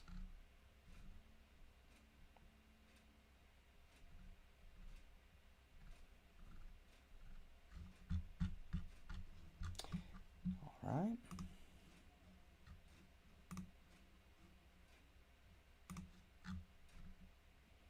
Just about a minute and a half left on the games. So Chucky went to check on time. Hopefully everyone's having a good Friday evening, ready to head off into the weekend. To all 10, 11 of you guys that are hanging out with us tonight, thank you guys as always for stopping by. We appreciate it. It means the world to us that you choose to spend any part of your day with the Blazers. So, very excited to be casting tonight and doing our thing like we always do. We have moved back to Friday nights instead of Saturdays. It was kind of discussed last week on stream, and we ran a little poll in the community. For the most part, everyone was on board with going ahead and changing back to Friday nights. So now you guys will see us here on Friday nights, and then the plan, going forward is weekly streams. Chucky and Spence are going to get at it next week on the Conquest. So a lot of stuff coming out from the Blazers over the next month and a half before we head into Akron for our trip for the Perfect Order 3K. All right, I'm back. Looks like we finished everything up. It kind of ended cleanly right as I was jumping to check on everyone. So just waiting now on another minute or so, and we'll start with the next round. Cool. So yeah, I just heard you telling everyone about our change, and I think it just ended up kind of being a little easier for multiple parties involved, and kind of allows some players, if you want a game every night of the week, basically, now's your chance with how many available options there are. So I know my wife is happy about the change. I'll say that. Having Saturday nights for date night, or if we do something family based, that helps a lot. So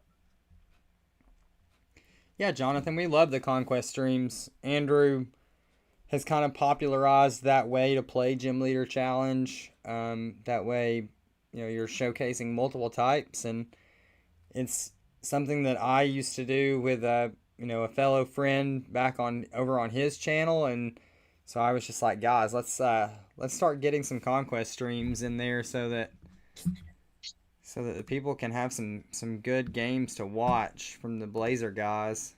I know that I learn a ton from just watching games that these guys play, so I mean, it seems only natural that everybody else would too.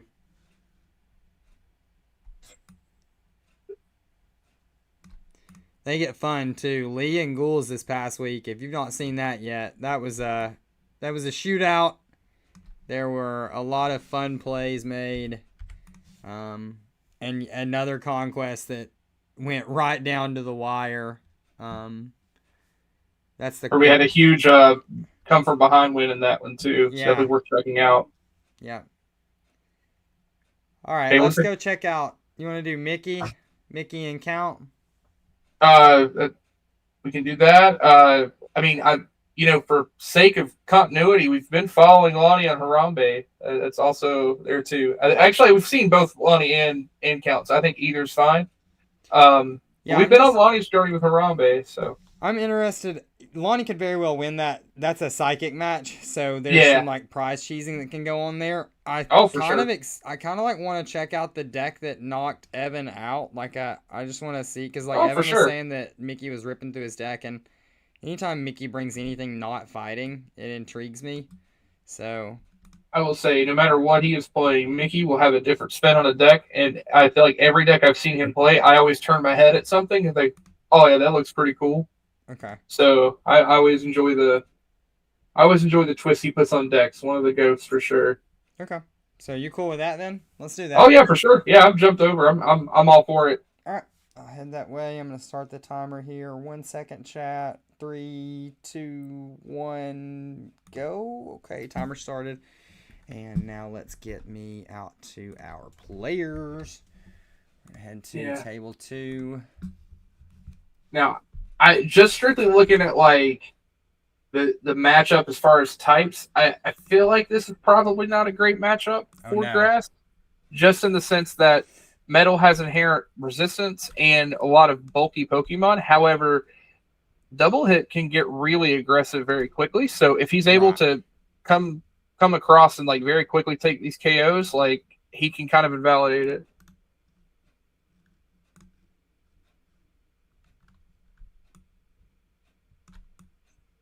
Hold on, I'm just be right back. Okay, cool. Got both players set up there. Let's go over here and change some stuff. We will get count.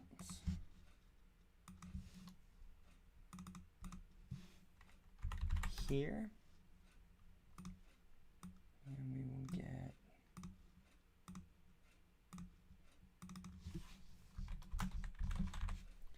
Mickey here, chat.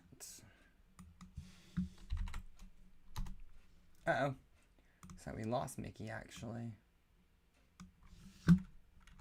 Dead. Something happened? Let me check in with Count, guys. Give me 1 second. Playing So defense. Hey, this Count, was just something I happened? was out of decks. I got Mickey you, Logan. had the worst matchup on Earth and conceded. Okay, cool. Yeah, so bad matchup for Mickey then. So Mickey scoops to Count there, like a hard counter type deal. Yeah, and that's what we were just talking about. It's very tough when you have resistance plus bulk. Like again, double hit means double resistance. So each of those attacks get nullified a bit. It's just one of those things, and it is another trait of Mickey's. If it's something that's just not going to work and it's a counter, he's not the person to play it out. He will say, "No, I can go home." So that said, I guess we're jumping to table one after all. Yep. Destiny has said it. We are following Harambe all the way to the end. I'm also interested in watching, again, like you said, this is Psychic, although David has a different twist on it. It's mostly familiar. I think the most notable things from the deck that I saw earlier were playing... Oh, let me pull up our deck here. We're playing Gallade, and we're on Bolcephalon, and then we're on Gengar. Those are the main attackers that are different than our usual suspects. The Gallade being different because there's been a big split now lately. A lot of decks have been switching to Gardevoir as the stage 2 of choice. I'm not gonna lie, both have their pros and cons. So I think it's really up to your preference on how you play. Yeah, and Mickey in the chat saying, I was not going to beat my head against the wall in that matchup. And Mickey, I do not blame you. You know your matchup spread just as good as anybody. We value you as a player. We've talked many times about your prowess. So it's one of those things where I trust you. And if Mickey wins a lot of tournaments and runs a lot of tournaments for that matter, so he is A-okay with just saying, I'm good on this one. Yeah, there's nothing wrong with the tactical forfeit. I'm not someone that wants to be in that situation certain times, or like if I know in mid game like it's over, like there actually is a right time to concede. I had a lot of games that I probably would have drawn, but I ended up winning because I conceded in like a best of 3. So, but yeah. No respect lost there for sure. That would be a nightmare matchup, and it's just one of those things that happens.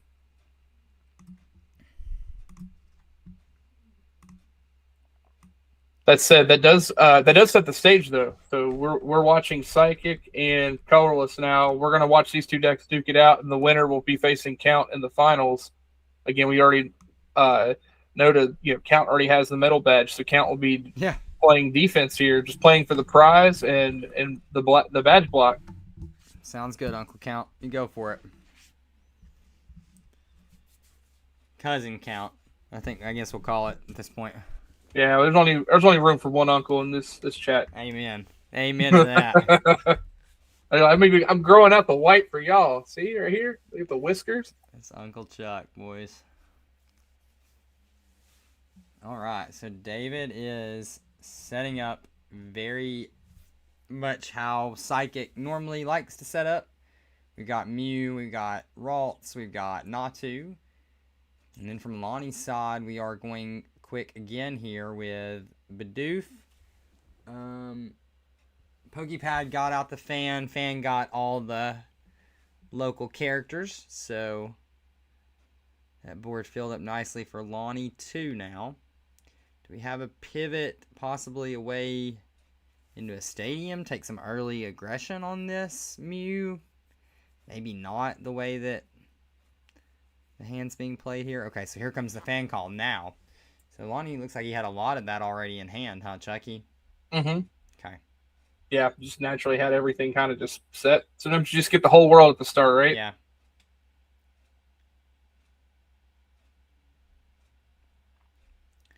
So we go Swellow and then the other two there. Yeah, he's got the Swallow line, the Wingull. And I kind of like this. Like, getting an early setup where you can have the bird ready to take an early 2 prize is really big. I mean, we even have a Natu just sitting there as some bird on bird violence. Right. Where your bird is going to be better than that bird, you would think. For sure. You're going to discard your energy when you swing, so they're not going to just easily return you in that instance. For sure. Oh no. And now we're seeing a Ralt's probably going to get eaten here. Uh-oh. Oh my goodness, this is diabolical. Man, he had it all, huh? Now, the only thing I don't like about this is, like, I don't see the reasoning necessarily grabbing the Swallow if you're just going to stash it anyway. But I guess, like, you have nothing else to grab there anyway. Dude, did he just hit the recycle energy? What is that? Looks like capture. Capture, okay. Yeah, like, I don't know, that little thing there, like, I feel like if you're going to just nest stash anyway, I think a better line is, instead of grabbing the Swallow, grab a card that you don't want to see later. Yeah. Put that on the bottom, and then your outs to draw into the Swallow are still there. Right. Now he's got to shuffle, right? Or just find, like, the specific search, which, I mean, still possible. But just a little thing. David's in a rough spot here, though. He definitely needs to hit the go button, or else this is going to get really bad really quick, and this Fan is just going to take it.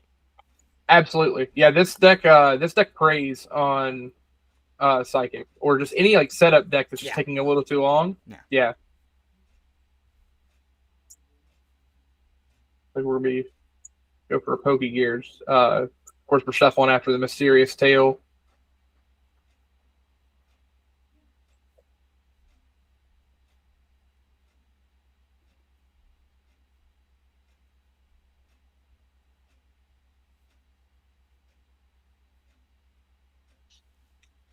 Like what Evan said, which brings up an interesting concept, is like, for right now, when you have a badge type, you get a badge, right? You're done with that type.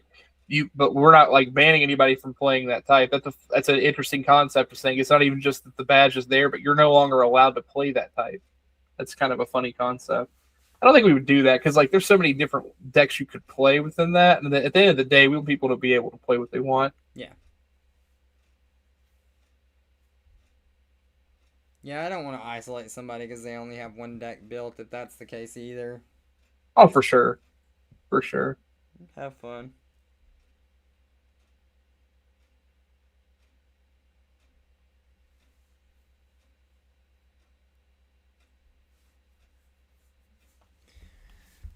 All right.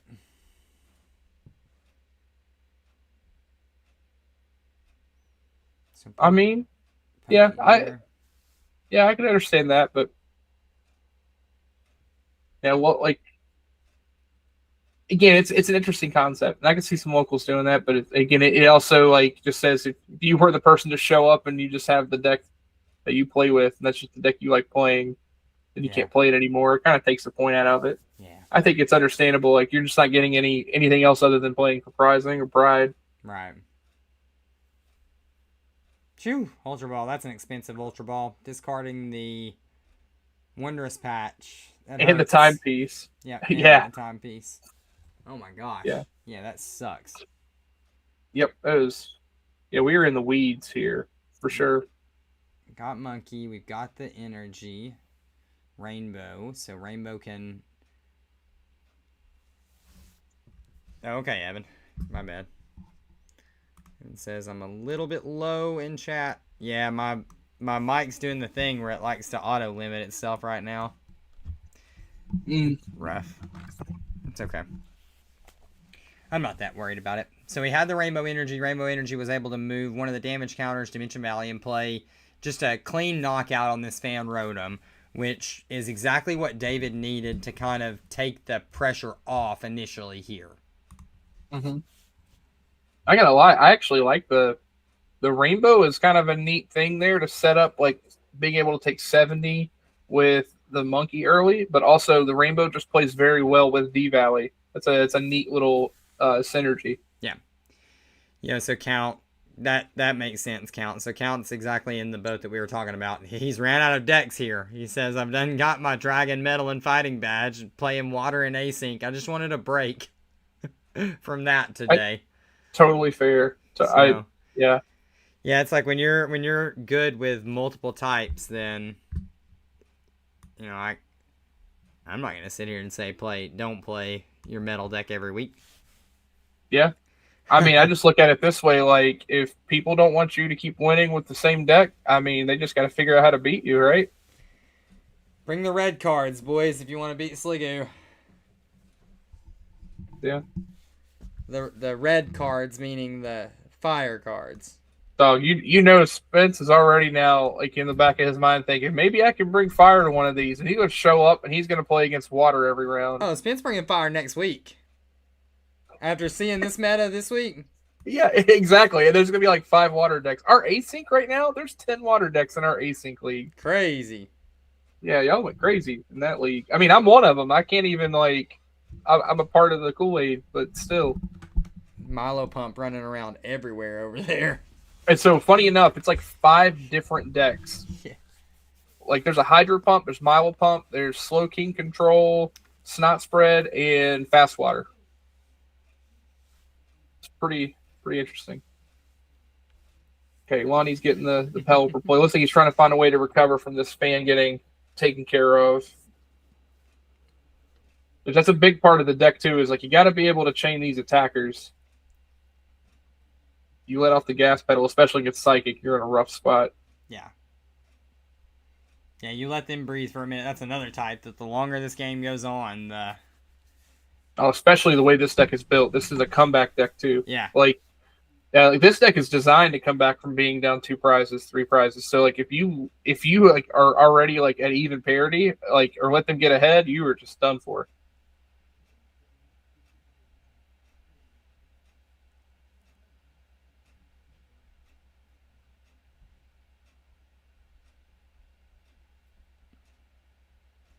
Another Winona here.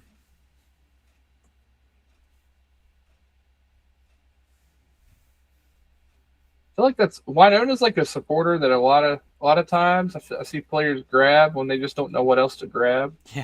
Yeah. Which I mean, it's not bad. But like I've done it before too.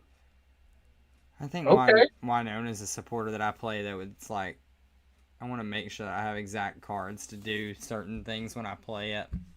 Oh, for sure. Like the setup's good, and I like the Pelipper KO there on Monkey is big.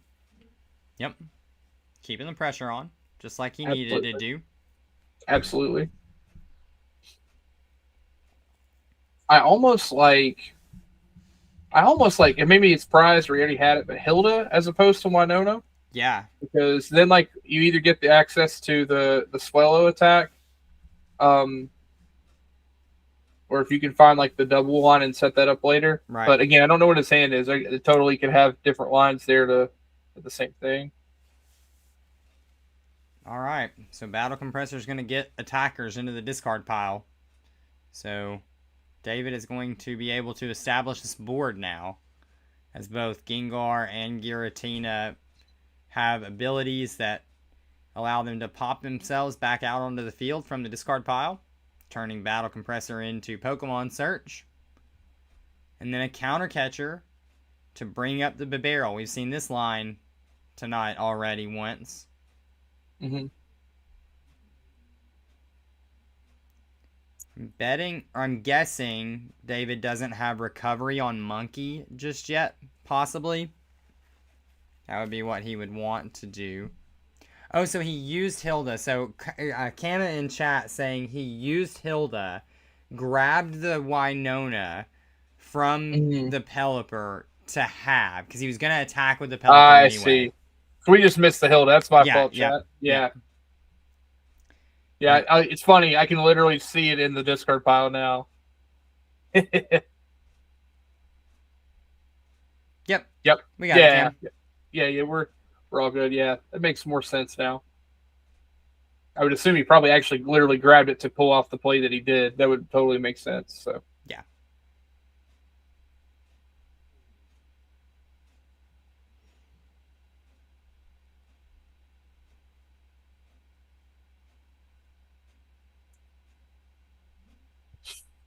This is interesting. Are we shuffling here? Is he bringing up the Gengar to then attack, or is he just passing? He's just passing. Okay, so he's just finding a way to like stall to keep the current board state because he values the Gengar. I mean, without putting anything on the Tina, is there a reason you'd rather keep the Tina? I guess like if it doesn't get dealt with, and you can attach to the Gengar and attack. Yeah, maybe just a lot cheaper, right? Yeah, I guess I think it's for sake of just more damage spread. Sure. Yeah, I mean, like the other thing too, David's in a precarious position too because one of the most important cards in his deck is about to like have that window be closed if he's not careful. Yeah. Well, Cephalon being the card I'm talking about, right. So. And even like Dimension Valley, at any point, this Dimension Valley could get bumped. It's had to be played early to allow David to be able to respond at all. So I don't know if there's a Lucamine in deck. You want to check that for me? Yeah, I can pull. I have his list right here. There's not a Lucamine. Yeah, so once that D Valley's gone for David, it's going to be done. We know that there's a lot of stadiums in Harambe, so Lonnie off of even, just this Nestash, Instruct, Incisors could easily draw into a stadium bump. Mm-hmm. And I think if you do, you definitely slam it down. So there's the attachment onto... What is that, the Pelipper again? Yeah, so attach to the Pelipper again, but... Do we get a way to move? We have evolution into the Swellow and a reset of the deck now after... Interesting.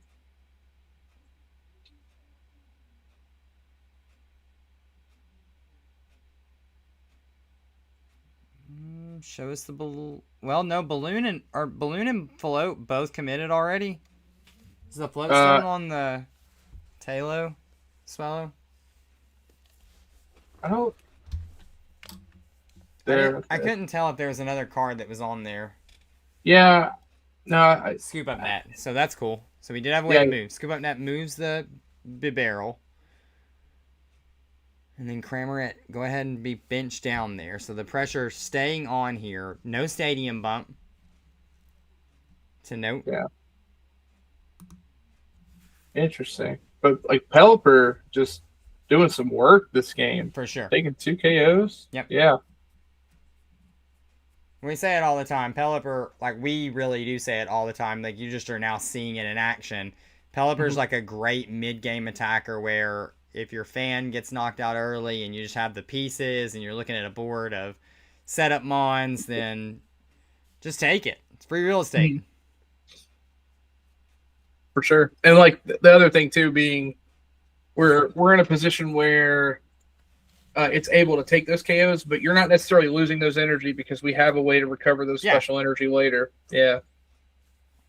Yep, I see it. It's pretty solid.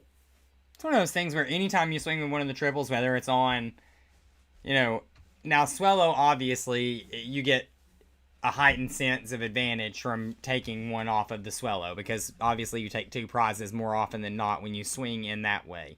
But like all the other 3 prize or the 3 energy cost attackers that you're going to use the ignition to power up anyway, like you're going to discard it anyway. So it's like a known evil, right? It's part of it. It's the pressure that matters. And here we go. We had Professor's Letter hit off of Mysterious Tale, an attachment down to Giratina. We're looking for probably Natu and another, or Zatu and another energy here. Yeah. I mean, it's so rough the patch being down, but he at least has the D Valley. I mean, that's the most important thing. Yeah, that staying in play is huge for David here. Yeah, the real question is if he has the Zatu. Yeah, I don't think so. I think you already saw that come down quickly. Oh, for sure. I think I saw a Night Stretcher there in hand, so... Yeah, it almost makes me wonder if, like, the Tina attach was too premature, because you could also... this would be a great situation to bring up the monkey. Like, if you could bring the monkey back, attach to the monkey instead, and then monkey just mind bends for confusion, which is great given all the pivots that are down. Yeah. Yeah, a lot of pivots are down, and now this Pelipper, while having said, all that we've said, it could be stuck here this turn. Right. We'll see what Lonnie has access to here. Yeah, because I don't think we've seen Guzma yet. No. I think Guzma's is 1 live out, I think. Yeah.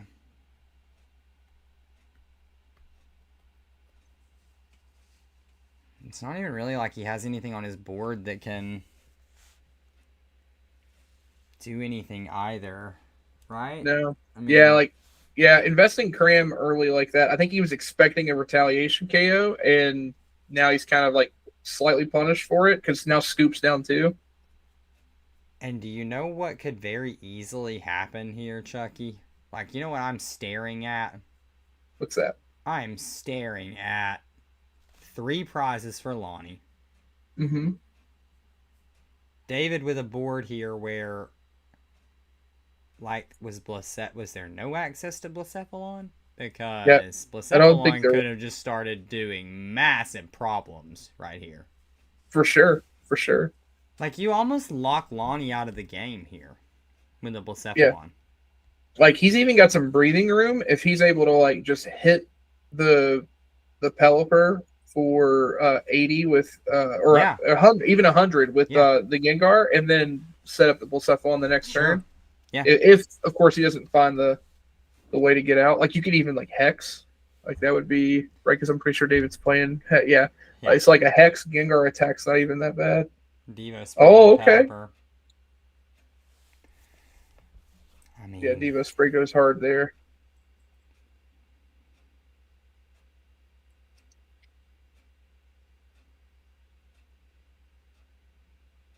Hey, you retreat this thing? What do you do here? Interesting. Okay. I mean, yeah, you got to pick something to give away, right? Yeah. I mean, he's still got some outs to see where he gets here, but, like, we're not taking any other attacks now based on how he just did that. So now you got to pick something to give up, right? Yeah.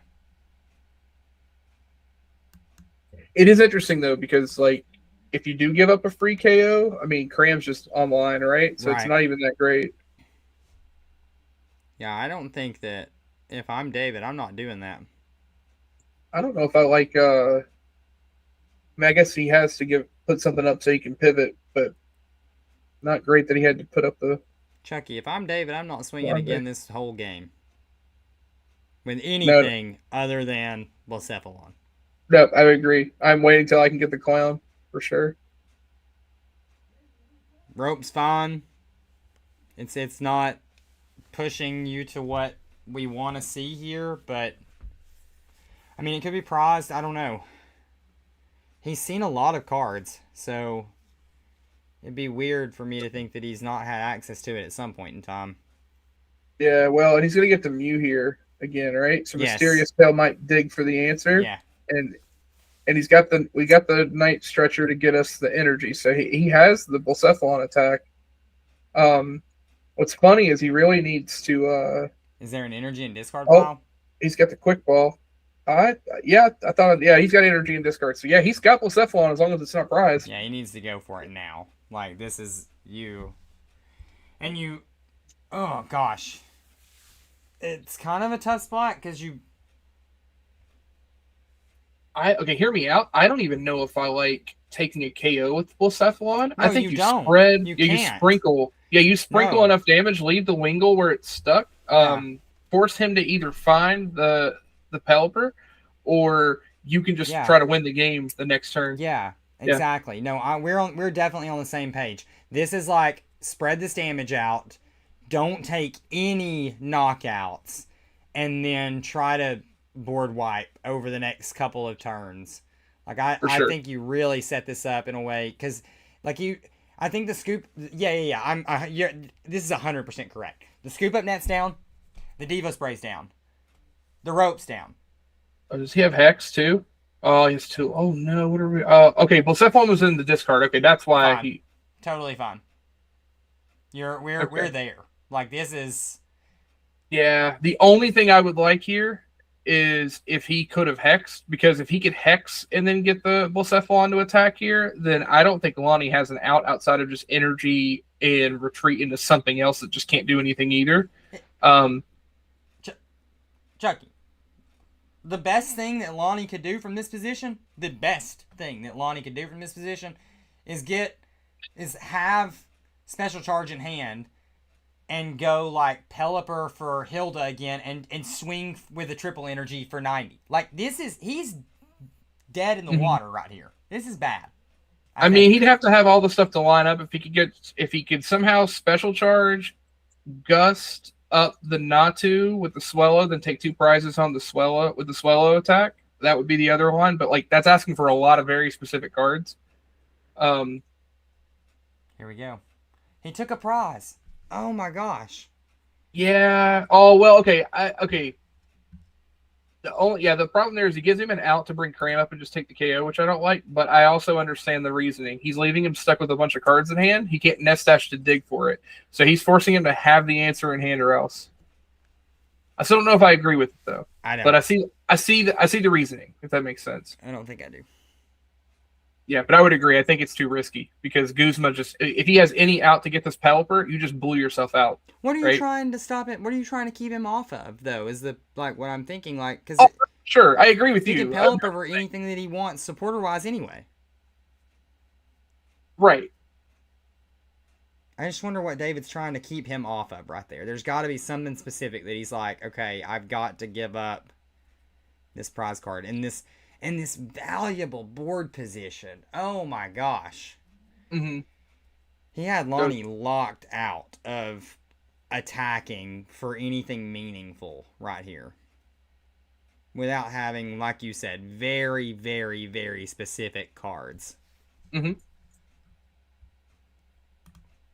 Which, to be fair, is not something that Harambe does. It's not. Harambe sees a lot of cards. It is not like the most accurate deck in format. Mm-hmm.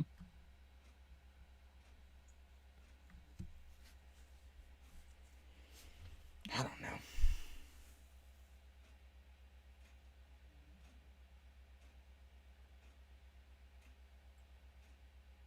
Yeah, and now by giving him access, like, I mean, there's so many routes that Lonnie can use now to win the game over a couple of turns here. Yeah. Yeah, no, I totally agree with you. Like, I mean, the literal only out he had was, I think, charge, find the energy, like actually actively find it off of dig plus Guzma. Like, that's his only out specifically. So like, forcing him into that specific out, I think was definitely the better idea versus the situation we're in now. Yeah, that what we're watching play out. Yeah, because Cram gets to attack now. That's rough. Ooh, yeah, Jet's another. Yeah. Yeah. Yeah. Yeah, like this You invalidate all that. Mm-hmm. You're right. Where like if you don't take the KO there, then this doesn't matter. This doesn't happen. Mm-hmm. Period. It has to be specifically bird knockout something. Mm-hmm.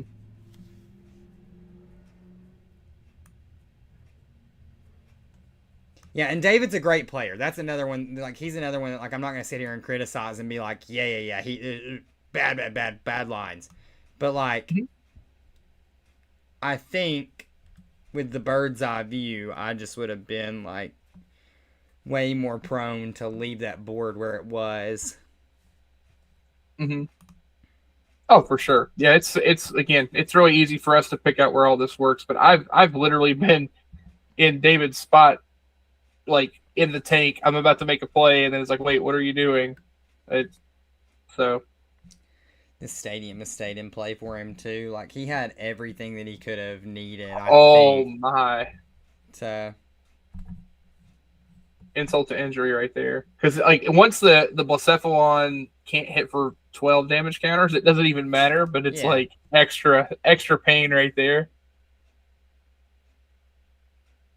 I think this is a bad play by Lonnie. Oh, for sure. Because like what are we doing? What are you doing?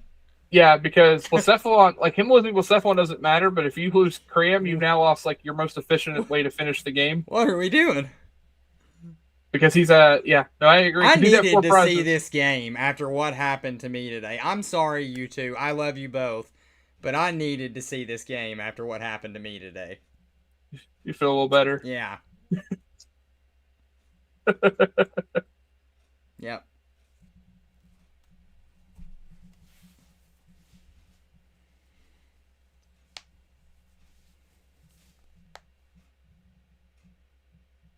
Oh man. Okay. And now the window to get the 2 prizes is gone. I'm not gonna lie, like since that Natu's been on the board just sitting there, I feel like finding any way to cheese that Natu with the Swellow should have been a priority. Yeah. Because that's just too like it's such free real estate just to be there, right? Yeah. Yeah, David lost his monkey so early on and he has not been able to recover it, that it's just put like a hold on all of the shenanigans, right? Like the Giratina's been on the board since turn 2 as well, so it's not putting damage counters over there on the bench to take advantage of blindside. Yeah, I don't love some of the necessary routing that we've seen so far. But and again, I think David is not yet totally out of this. Now, I think probably what David is looking at there and having evolved is right. You don't want to lose the game to Lonnie's bird, right? You can't. You can't leave that as an option out there, so you have to evolve that thing now. You got to get all these little Pokemon out of reach. Yeah. The other thing too is like you are very early. You had to throw away your route for devoing it. So at this point, the only way you're getting that back now is to either scoop it or it gets KO'd in some way. Like, and you can't really afford to have that. I think you have to win a different way. This is wild though. KOing this bird under Lost City is going to hurt. Ooh, that's not good. Because I honestly don't see, like, what's your route to then deal with Tina? Yeah, you're asking the wrong guy. Yeah. You're going to need Hop, Snorlax, plus Band, plus Double. Oh, no, we're taking a 2-prize KO here, too. Oh, boy. Yep. Gengar's going to take out the Wingull. Oh, yeah. Yeah, so we're not only are we coming back, like we're literally just evening things up. Like, yeah, this is very bad. This game just turned completely around. Yeah, it flipped on its head, totally. Yep. Now Pelipper's invalidated. Oh, that's rough. Actually, what's funny is if he has a way to rope Gus do anything else, you could literally just take another KO on something, loss on something Yeah. else, and then Cram can't even attack. Yeah. Like now we're I just think he's completely already dead. played rope, but yeah, you're exactly right. Yeah, he may not have the line. That's fair. He's out of cards.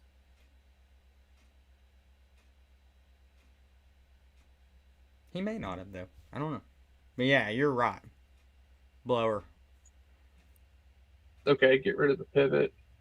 Yeah, I was There about to might be- say, leave that. There Lost might City be an in argument to get rid of. play. No, I'll leave that thing in play. There it is. Yeah, there we go. He's getting rid of Lost City. That's correct, I think. You can't afford, with your recurring threats, you can't afford to get rid of Lost or keep Lost City in play.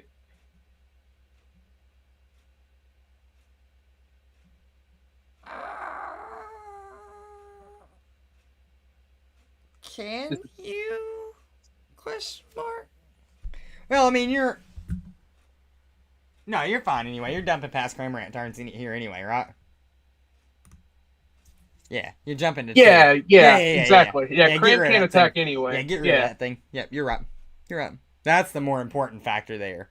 Like, I don't Absolutely. think that recurring threats is a problem here if you were only taking the one. I think you definitely send that Cramorant to the lost zone. But being that you jump the Cramorant turn, yeah, you don't care. You definitely want to get that Lost City out of there. Yep. We're definitely in agreement there. Question now is, what does he have that he can set up to attack here? Because I don't feel like Not Ditto's Ditto. Ditto's not doing us a lot here anymore, Not given Ditto. what we've lost. Oh. Is that the Lax? Yeah, he grabbed the lax. And what I don't remember is, I don't think DTE's been played, right? No. And he's not played Hop's Choice Band. So No. I mean, there's still a route here. It's not over. I don't know about the pivot is the problem. Well, okay, hear me out. Like, he doesn't even need it here. Like, what he could do here is he could double for if he has double energy, then he gets to take a KO. Yeah, I see. And then the lax is just there to clean up whatever else is left. Yeah.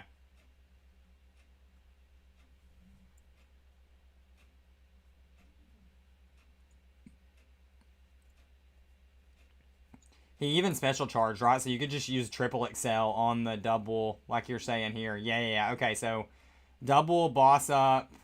It's got to be the Monkey Dory, right? Yeah, you take out the monkey. You punish the monkey here if you have the energy. Yeah, here we go. I just don't know if he has it. This. Oh, come on, Lonnie.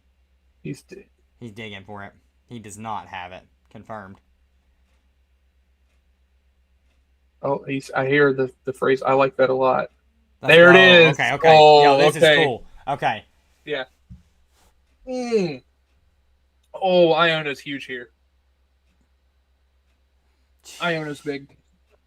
I mean, I don't even know what David had in hand, but he had a lot of cards.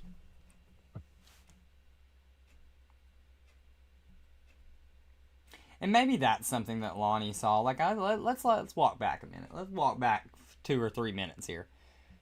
Maybe Lonnie foresaw that there were 2 prizes being taken last turn. And maybe that's why he was like, you know what, I'm going to go ahead and put the Lost City in play. Because if you Lost City my Cramorant next turn, you're probably taking 2 prizes anyway. Sure. I don't know. I didn't see it in the minute. Potentially. It took a lot of cards to get there. Yeah, the only problem is he loses the Wingle, but Yeah. like, because like then like even if the Wingle gets KO'd, like there's the Ditto play that still exists to get it back. Yeah, I don't. If he needed it. I'm like you. I don't see a world where that ever mattered. Yeah, I don't see where getting rid of Blacephalon was worth it, but I do understand I did like the Iono play. Yeah. And what we don't know is I don't know how much of that he hit. For all we know, he hit the energy in the Iono literally off of the Beaverell. It's possible. Possible.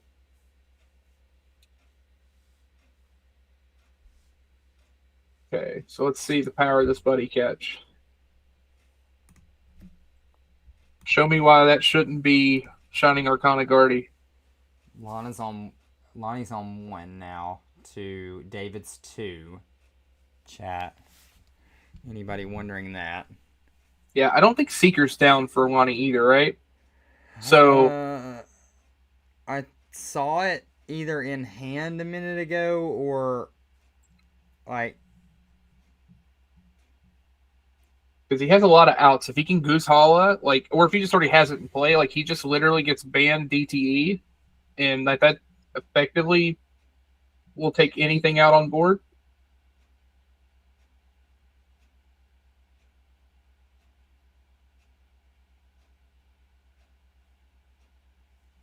Hmm.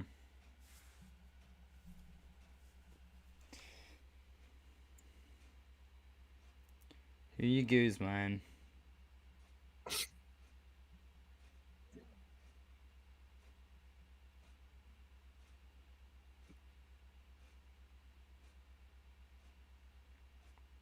Okay, so we see Clairvoyant Sense on the Gengar.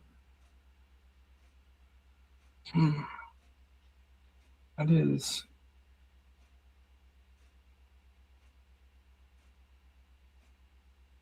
Do you goose with the Snorlax here?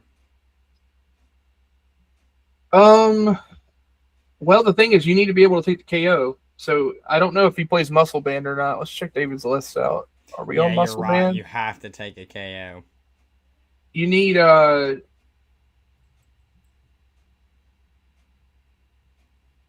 right, there's the Scream. So Scream onto the Bird for the KO. so you promoted Promotion Beaverell. from Lonnie is the Beaverell. Oh.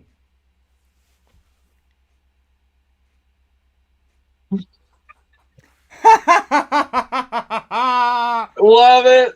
Whoa! How about we attach Triple Energy and Crisis Punch with the Beaver? We just saw Justice Beaver. I love it. Crisis Beaver. Oh, that's amazing. Lonnie. What a play. It was good. To What be a fair, play, he had kid. he had teammates, so he had literally the world in his hands. So like he also has the other line we saw, but like Crisis Punch was a good shout for sure. What a play. Good job, Lonnie. Good job. I like watching that kid play cards. So we're gonna see Harambe versus Metal. Yeah. Yeah, I think it's fun too. So literally, my very first webcam match was against Lonnie. I had just come off of the 3K win and decided I want to join and play in a CUBW tournament. Round one, I get paired. I play Hydro Pump into Lonnie's Psychic deck, and he annihilated me. It was great. I ended up winning the rest of my rounds that night, but yeah, Lonnie humbled me pretty quick. He's a solid player for sure. He's incredible. I tell him all. Well, I mean, I say it all the time. Anytime I'm in public forum, I don't talk to Lonnie enough. Lonnie's across the pond. He's over there about 47 hours ahead of us. But when he watches this back, he will know. Oh yeah, no, he's a very strong player for sure. But yeah, I liked the way the matchup played. It was interesting to see them kind of dig out of the lines they were at. So who's favored in this final, you think? And that's interesting. I don't know, to be honest. Like, so you have the bulkiness of Metal being able to prevent some of those early KOs, but at the same time, they do have some flimsy starters, and you have a lot of pressure coming from Colorless. Yeah. So I could definitely see like there's situations where Lost City can just completely ruin in the game the game plan for Count. So this will be interesting to watch for sure. Meantime, I need to go and clean up. Let's see, we're currently in time, so I'm going to go and clean up our other matchups. I'll be right back. Yep. While you do that, I'm going to run to the restroom real quick too. Chat, hang out. We will be right back for the final match of tonight's Turboblaze Trials tournament presented by us at Turboblaze and the team over at Collectors Connection. I'll be right back, guys.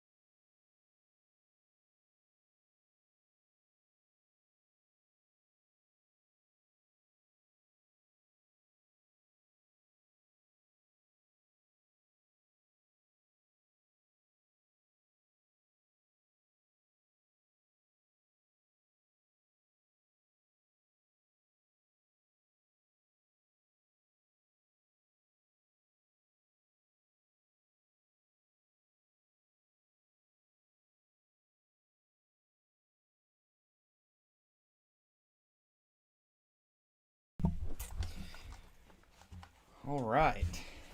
I'm back, gamers.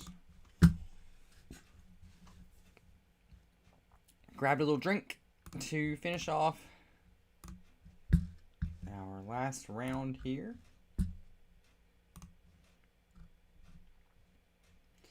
Chucky's out there finishing up. Yeah, I'm still in. We got one more game going in turns. It's Psychic versus the Wood Trio, the mill deck. Oh, that's fun. Roll Tide. Yeah. It's an interesting one because I don't know if Mill can pull off the actual Turbo Mill. I mean, it's technically possible, but Psychic has one prize left. So this one's coming down to the wire.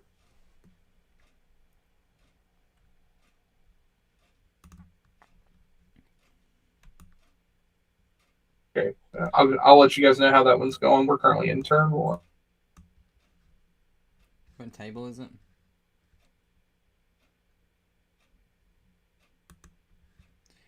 I can go over here and look.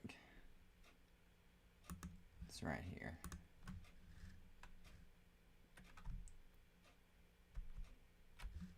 Here you go, chat.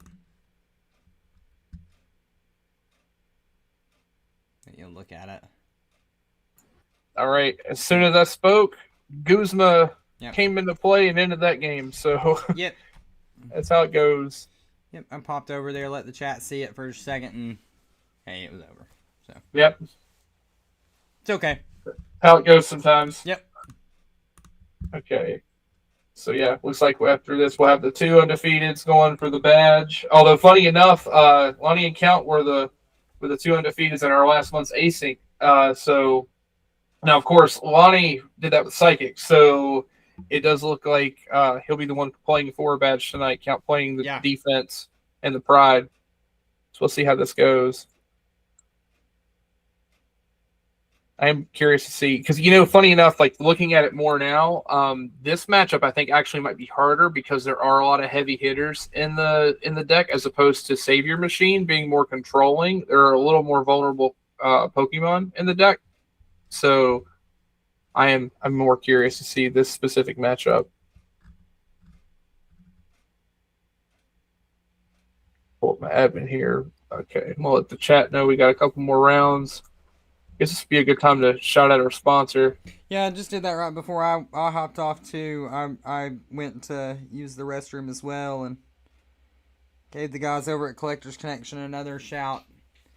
Those are the guys that make everything possible for our big events and just for the content that we create, everything that we're doing over here, they are fully behind us and we couldn't be more appreciative. So as always, if the best thing that I can say for them is if you're in that Duluth, Minnesota area, if you're visiting the area, stop by, check them out. And if you're up there, definitely make them your home. It's a place that they do a lot of events for Pokemon, both Standard and Gym Leader Challenge. So it's a place where you can go get your fix and have a good time. Meet some good people.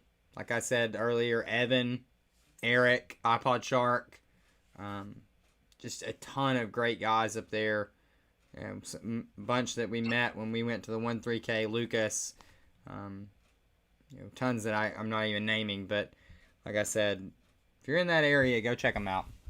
Yeah. Rumor has it they might even be hosting an event down the line in the summer, regionally, which I'm pretty excited about. I don't know if we'll have a chance to get the Blazers out there in full force. It'd be kind of cool. Oh, yeah. If we can make an appearance, we probably will. I think we got the time ready. We are set to jump to our next round. Just double checking to make sure I've got all the ties fixed. Yep, looks like we're good. All right. We are going to fire off to the next round. This last one here.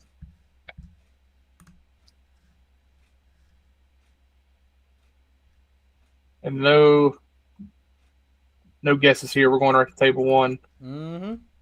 All right, I'm going to call it because I don't want it to be this way, but it'd be funny. I'm calling turn 1 donk. Get us out of here. Yeah. Get me Get me on the tables like Trevor Noah. I'm out here manipulating the betting odds. I'll take Fan Rotom for minus 200. Speaking of betting odds, betting things, it's Super Bowl weekend. Sure is. Your boy would not be correct as big of a fan as I am to not be like, hey, how about the Patriots back in the Super Bowl? Doesn't the world just feel right?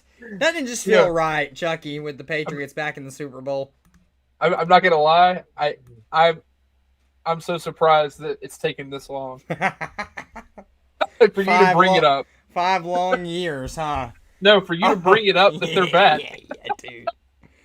Yeah, I'm all in, chat. So for those of you who don't know, I'm like I respect it. Biggest Tom Brady fan that walks the southern plains of Tennessee. I became a Tom Brady fan very young. Watched a Super Bowl from home, sick from church. Mom never wanted that to happen, so it literally took me being sick to get to watch it. And yeah, Tom Brady became the guy. He left. Been trying to pick a team for 5 years now again. It's like Dad returned home with the milk. That's what it feels like. Yeah, I mean, you just gotta stick with the team, though, dog. He brought some cigarettes with him, and big old Mike Vrabel. Where is Lonnie? Oh, where? Yeah, I think we're getting in there. Let me...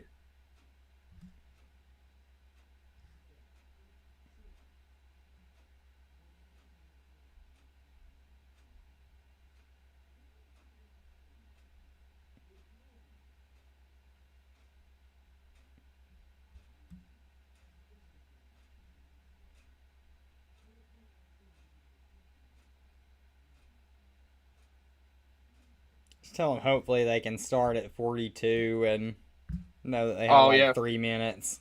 Yeah, we're fine. He just didn't have his camera on. I told him he can't quit. He can't quit. He's playing for a badge. I know Count's the boogeyman over here these days. He's honestly he's been on a hot streak since the top 8 finish at the 3K. You got a lot of respect for Count. He plays well.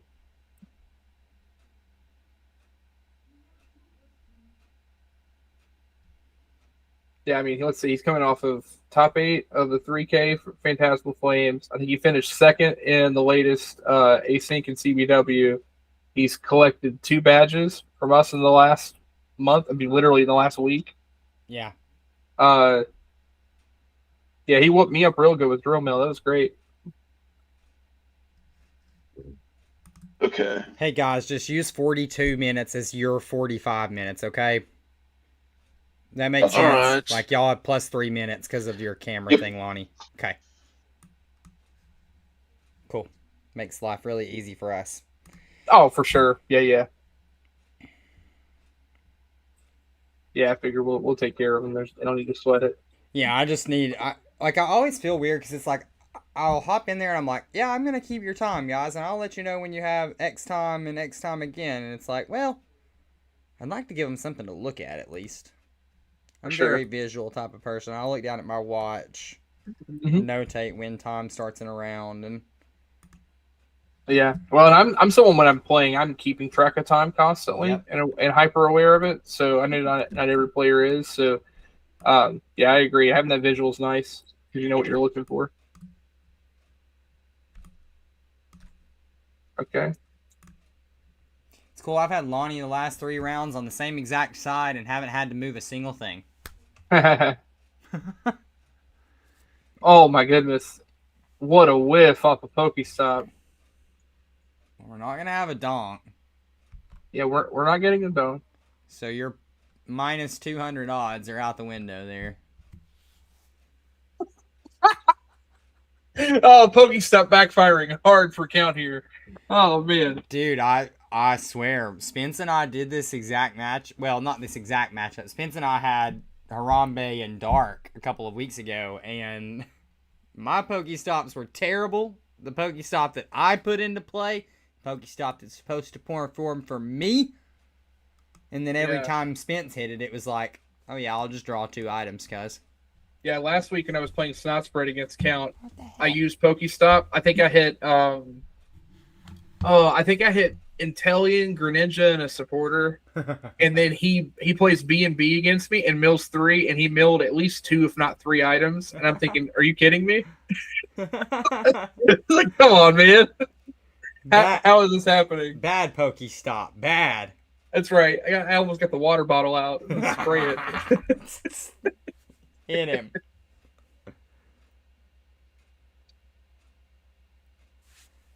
I will say though, actually looking, Lonnie does not have the right setup. We did not get fan down. We did not have a supporter to search, so this is not looking great. And this is definitely a matchup where if he's not got pressure early, he's gonna get cooked by metal because those HPs get big and beefy. I mean, even this worm, if he's just able to get the energy on it, like just hitting for 100 per turn, is pretty solid.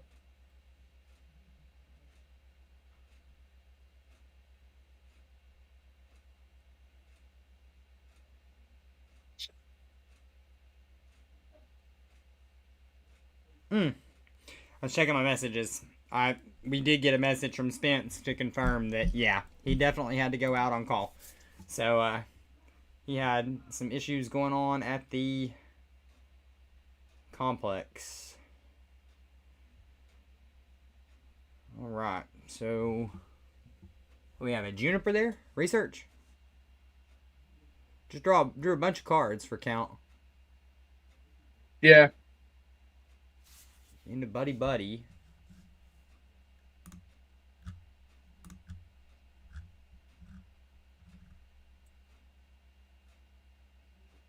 Yeah, so it was a research. It's one of those where you have to look and see if the deck is playing it in 2026. Mm-hmm. It's not just an auto-include in every deck. It is one of the most powerful draw supporters ever printed in Pokemon history, but in a one-of format where there's a chance that you have to discard your whole hand and that ends your game. I don't personally play the card anymore in very much, so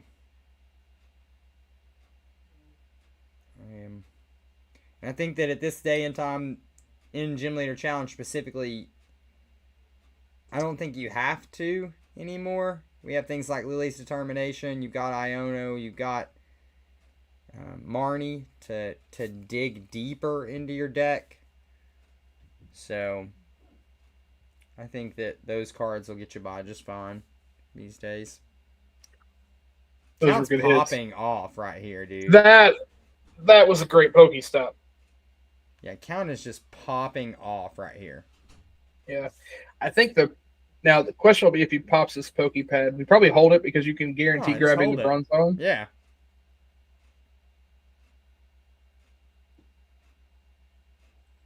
Held it, and what's that? Earthworm do? Draw cards, first attack? It attacks for 20 and draws 2 cards for 1 energy. Yep. So he hit for 30 with the Fighting Fury belt. And I mean, that thing is massive. It's got 180 HP. Yeah. Like, what does he do about that? That's a metal wishy-washy that doesn't flip. Yeah. That also can hit for a lot more later. Yeah, this thing is one of Count's favorite Pokemon. I know that for sure. He plays around with it a lot. Mm-hmm. This Earthworm, for those who don't know, Crunch Time Rush is the attack that Chucky is mentioning. And it does 90 plus 150 more if there are 3 or fewer cards in your deck. So kind of like Wo-Chien in the way that you have to be at 3 or less to meet the requirement. But it does a ton of damage for those one metal, 2 colorless. And this is his effective answer or tech for opposing Wailords. Yeah. Conveniently, it also takes out the likes of Cape, Raging Bolt, takes out Dog. So there's a lot of relevant targets that you take. I mean, 240 is a great threshold to hit. So, and he and I respect Count for playing, like, he plays a lot of the same style of shred through the deck and then play a lot of recovery options, which will allow you to manipulate what is left in your deck at certain points too. So that's really important for later. Metal's one of those types, right, that just has a lot of good things going for it. It's just like, I don't know why it's not better. There are multiple Pokemon in this deck that can one-hit a Wailord and answer it easily. Mm-hmm. Zamazenta is the premier Pokemon to do that. Zamazenta is the premier retaliate attacker. It swings for 220 damage if one of your Pokemon were knocked out last turn. A Muscle Band on that, 240. Mm-hmm. Answer. Over. Berserker, in this specific deck, Berserker gives you the buff. Yeah, there's so many ways to get it. Yeah. I got my Berserker in the mail this week. Thank you, Venom, if you're watching. So, of course, we've got Lonnie in the bind here now because we're playing to bench the fan, but the problem now is, like, you can't fan call, right? Like, you lose the ability to fan call. So you're strictly just getting it in there to attack, which is not doing nearly enough damage. No, and especially not in the face of an Iron Crown that has an energy already attached. It's just going to return your fan. Mm-hmm.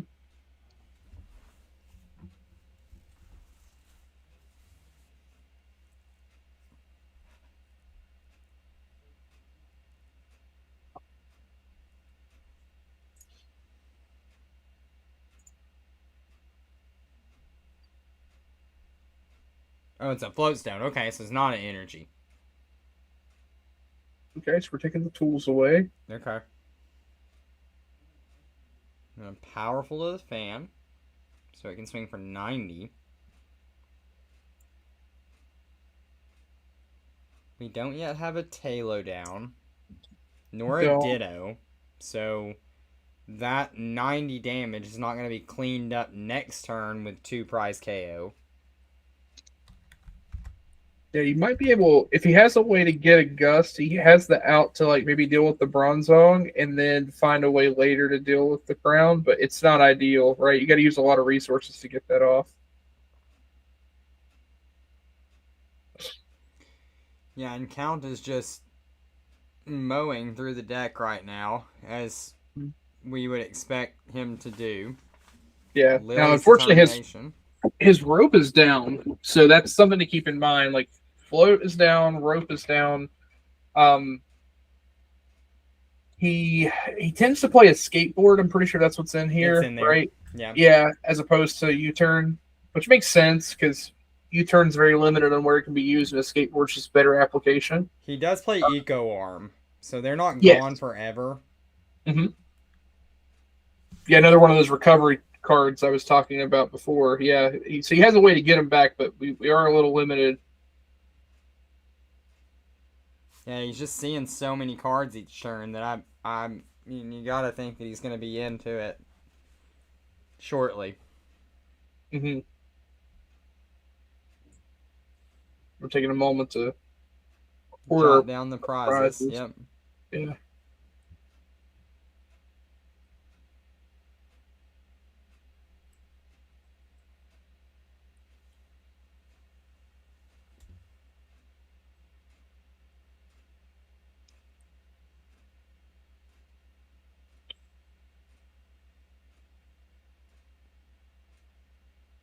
I mean, the big thing here is he just needs to get that crown out of the active. I don't think we've burned. Is he playing Scoop? No. Wait a minute. Yeah, he's on Scoop. Okay, yeah. Yep. Yeah, he's on Scoop. Yeah, so he's also got Cave, which, I mean, Cave's like definitely not the the answer you want to get to right away, but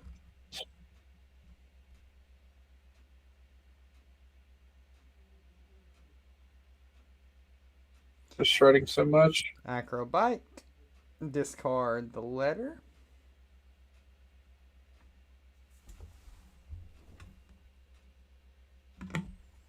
We got a fire energy in the discard pile. There is the Bronzong onto the Heatran.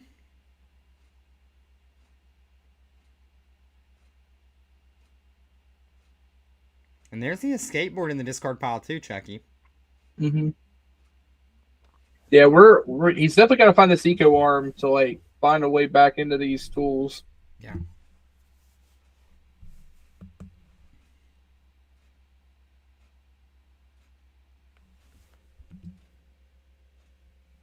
Meowth's gonna discard Clay and Hex to get Berserker.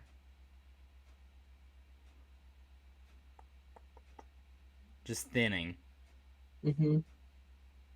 Yeah. And it does make me wonder. It's like like we were talking before, like metal's really close, right? I mean, I think it's got as many or I mean, tools wise, it's got a whole lot of what the good types have. It does. I mean, there's a few things that it's expensive. Yeah. Well, and you can be in a spot where it can kind of be clunky. And I've watched Metal Brick my fair share number of times be like, okay, well, this is what can happen. Now, again, Count has built that deck to be so finely tuned where he's able to shred and find the things he needs. So I think that's why we see it work so well. But even like Iron Crown being an attacker he has to rely on is not ideal. Like, could you imagine like Metal just gets another basic attacker that just hits crazy hard that just replaces that, and then suddenly that might just open the door, right? Yeah. Yeah, dude, like we played 15 minutes in this game, 14 minutes in this game. What do you want to bet there's 15 cards in Count's deck? Maybe. Like, he's definitely less than 20, for sure. Shredded. He's just shredded through the deck. And, I mean, we'll get that Earthworm set up. Yeah, and once that happens, he just goes into loop mode. Right.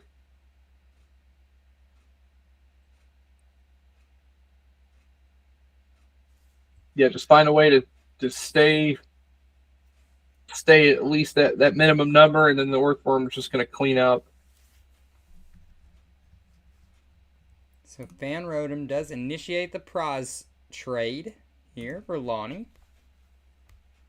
I'll say, as far as we are into this, is not good that's how long it took to get the first prize for Lonnie. Well, and look at the board behind it. It's not developed. It is not. Lonnie's had turn 2 Barrel every time that we've watched him tonight, and that is not the case in this game. Mm-hmm. No Squovit, no draw engine.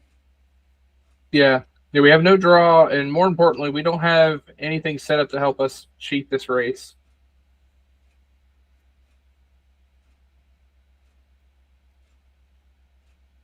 Okay, so we see the Cynthia and Caitlin played to get that Guzma back. That's going to be big later, I think. Trainer's Mail, like I said, just turning. Oh yeah, there's like nothing left in that deck. Like we are very close to the Earthworm actually being live, and it doesn't even need to be because we got a Heatran that's just hitting super hard too. Mm-hmm. Big fan of the Heatran that's here, by the way. Same.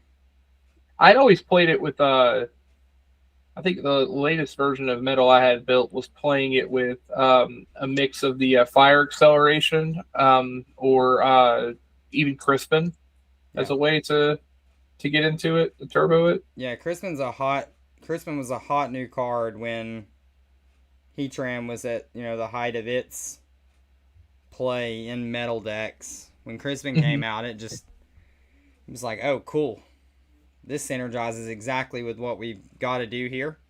Yeah. The classic, the turn 2 Crispin Bronzong. Hey, let's go. Heatran's attacking. Yep. and that's good. I mean, it Now, I like wins this games, play. but I like this play a lot. So Heatran has a muscle band. yep. So the reason we're doing that, he's going to guard claw for 70 and take the KO, and that's going to help prevent damage done to 30 the Heatran. less. Yeah. Mm-hmm. Very solid play there.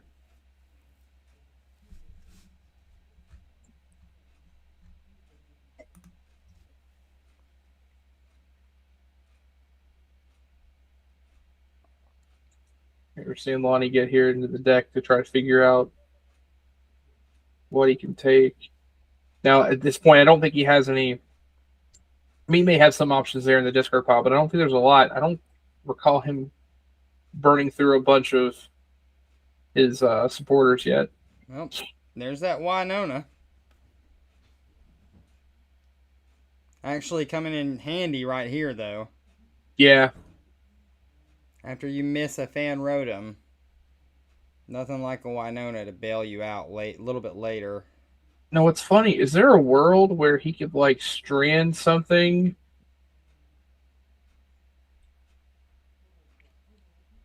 I don't know if there's a way he could do that. I feel like Count would have too many cards that could recycle. But I wondered if he could, like, grab the double and then just put something in the active and say, now this is stuck, and you have to find your way out. Hope he prizes Eco Orm. Right. Like, that's, I feel like enough things have been down because what we've, well, he has Guzma in hand, so he knows he has the Guzma. Yeah. That doesn't matter. Yeah.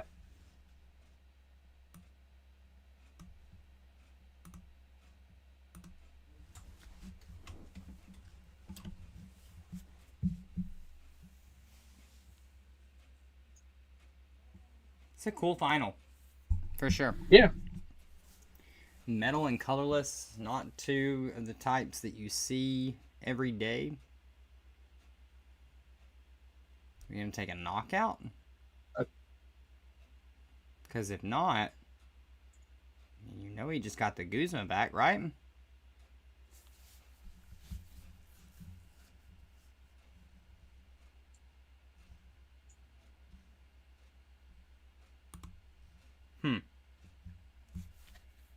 I don't know, Chucky. Yeah. Not that one. Yeah, I don't either. Oh, no. We're good. We put the triple on the double. We are taking knockout. Oh, it's a Snorlax. Yeah, duh. Yeah. I was like wondering the same thing. Yeah, the double takes the I just KO. couldn't tell what energy had been dropped on the double. All these gold energies on webcam and like where I'm looking at it at like OBS size, it's like condensed. So. Oh, for sure. Yeah, they definitely like just start to blend and look very similar, especially DTE and Triple Excel. Mm-hmm.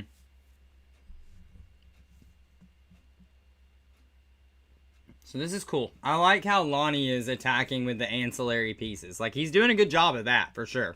Mm-hmm. I mean, and he's also in now a spot where, like, Cram can really come and do some damage here. Like, one thing that Count does not have access to that these top decks do is he does not have a way to cheat pricing. Nope. He does not have a way to just suddenly skip here. So he's got to get through Cram twice, potentially. That's going to be pretty tricky. That's going to be the trick. Yeah. Now then, Lonnie's got Postick in the list. Is it a 1-to-160 of ours?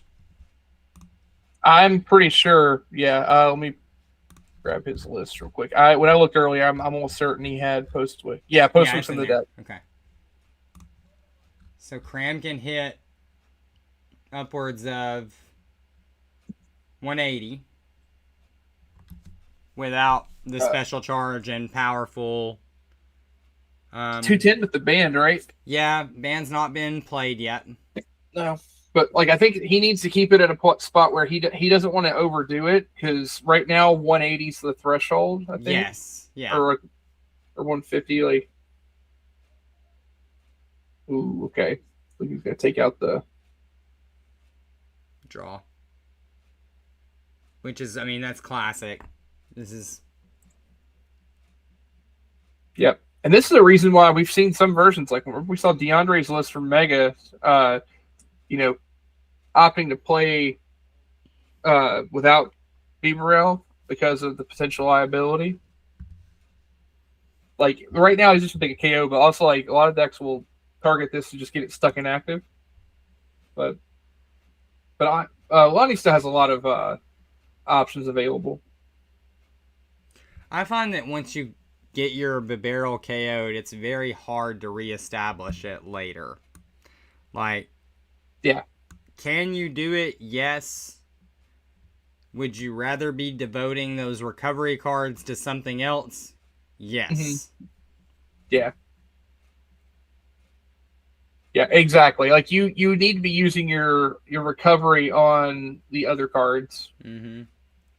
We messed around with Clara in the deck at one point for a little while because of that exact reason, just being able to bring back a whole line to your hand. But it just I could even see Lana's Aid as an option. Like, but you're not playing any basic energies, so it's not. It just doesn't work with this version of the build. Yeah, I can see that. I can also see like something like Sacred Ash or something similar to like just literally shuffle Pokemon back in. But again, you don't have a ton of ways to, depending on where you're at, to search out after. Mm-hmm. Like you said, it's not worth it. So here comes Cramorant, right? Quick Ball, discard something from Lonnie's hand here. The Lost City. Ooh, yeah, I like that. I don't hate that right here because it's like you can't afford to play it yourself, right? No. You need Cram to attack twice here to keep up with everything. We just need a race. You just need a race if you're Lonnie. Absolutely. Same thing that we've been doing. Keep the pressure on. Just keep taking knockouts. He is going to need a little bit, though, to get over this hump. Yeah, see here we got an update on matches. Dylan using the Burn Dab Fast Water to take down Georgie's Lightning deck. You don't get to hear Water take down Lightning very often, but especially like a Fast Water. But yeah, Happy Dylan came out. He's one of the guys at one of the locals nearby me that decided to play his first time doing webcam with us. So awesome to have him. Oh, Cram's already on board too. Okay, cool. Oh yeah, he's set here. Well, you're gonna need a buff, no? Yeah, he needs one buff of some kind, but he's got outs. That is what makes it harder. This is where you were talking before about like Beaverville getting taken down here is kind of tough. Yeah. Yeah, because like, if you don't have it, then your card draw is pretty limited here. What is that? Like a teammate? Oh, yeah. Oh, yeah, he played teammates. Yeah. Mm-hmm. Yeah. Easy peasy then. Let's get an energy. Let's walk through this. Let's get recycle energy. I wouldn't have even done that, but that's cool. I'm cool with it. Like I think I would have gotten like a recycle energy and a recovery card and called it a day. Now, yeah, buff. Maybe needed the buff. Yeah. Your buddy Dylan in chat saying happy to be here. Ton of fun. Yeah, I think that's the play because then he gets to set up energy elsewhere this turn, and like the next turn, if he wants to bring the Cram back to do it, he can. I like it. Yeah. It's like you say the post week for that if you need it. Sure. Yeah, you're just off to the races here. That's good. Good route. Yep, we're fine.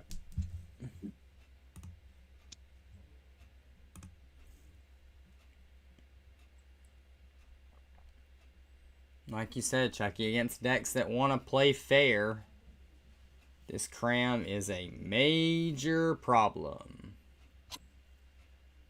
Yeah.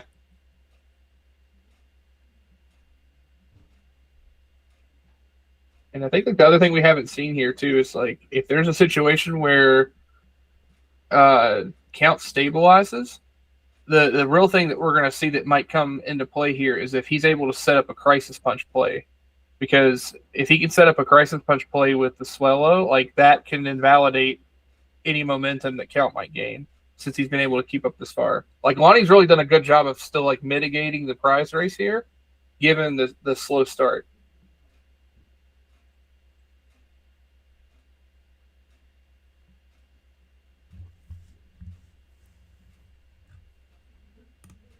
What's count on? 4? Is it 4-3?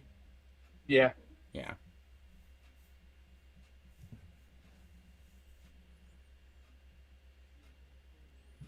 Iron Crown does have this KO lined up.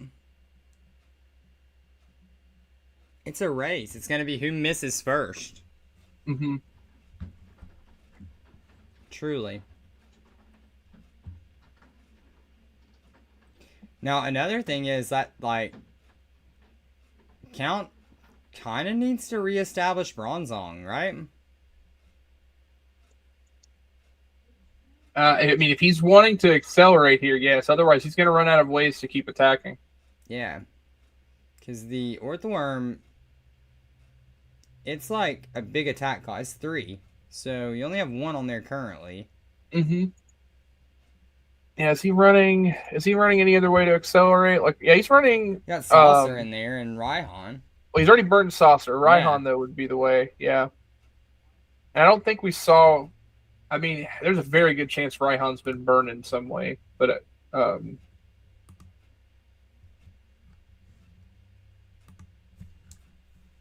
So Cram gets KO'd. So now it's a matter of figuring out a way to. Can you find a way to recover that Cram and then get an energy on it to attack again? Because the Cram, as is, Crown, he would take the Crown KO, right? Yeah, I mean, this is why I like trying to guarantee yourself recovery in some way. Mm-hmm. Hostvik's going to bump the stadium. I don't know if. I mean, I guess I get it. He doesn't want to hit, but like, if you're hitting items here, like, is there a reason? Is there a reason to not?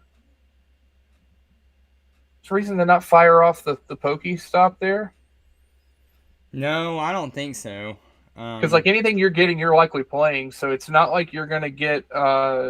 It's not like you're gonna cut off your guru from drawing. Like, you're more likely to hit recovery to maybe get the cram back too. Yeah. So I think it's a slight oversight. Probably just in the priority like phase of just thinking through, like, I need to get my hand burned down so I can guru. I'm guessing. You are seeing the call there of the Talo coming onto the bench. Mm-hmm. Just making sure that he has that out later.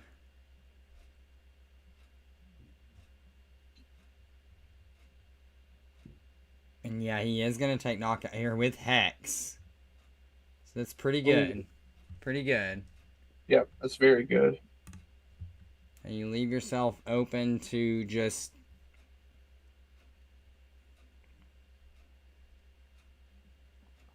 being KO'd here by this Orthworm, which is probably about to happen. Yeah. I mean, he doesn't even, as long as he has an attachment, he doesn't even need the extra effect, right? There's Raihan. Ooh. Having to use the Raihan here for that as opposed to just an attach is not great.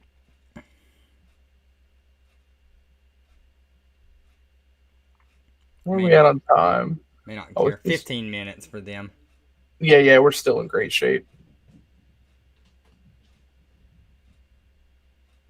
There's the eco arm. Mm-hmm.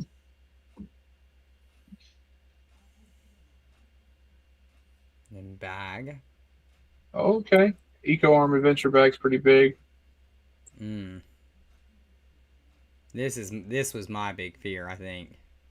Mm-hmm. Reestablishing that board, but again, he doesn't need to take out. Yeah, no, you're right. Board. Yeah. Yep. Yeah, the onus is sorry, on he doesn't Count. even need to take a KO. He literally can just wait, and then if he gets to the swallow, he gets the swallow play. Right. He's got it. Yeah, the onus is on Count to gust that thing and kill it, not let it stay on board. Yeah, well, and that's the thing is he gonna be in a position to do that? Too. Ditto's there too, which is good. Like Lonnie's board is like it's posturing for that over the next couple of turns. Yep. He's for sure in a position here to define it. Now the question is, what do you give up here? Ooh. This is tricky. Depends like what you're leaning into. I feel like it says on Wild, but even Guru might be the right throw here, just for like what you need. It's tough. And he was reset stamp last turn? 2 Yeah, turns turn ago? before. Yeah. Yeah. Yeah, it's either Wingle or Guru. I think you need to leave the situation of not. I mean, I guess like as long as you have both, it's fine. But you still have to have recovery of some kind. And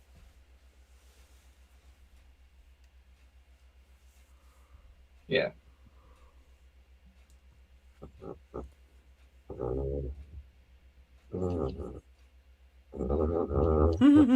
More technical difficulties. There you go, sweetie. Lady.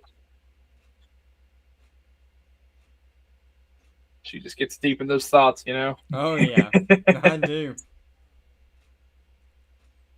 My animals do the same.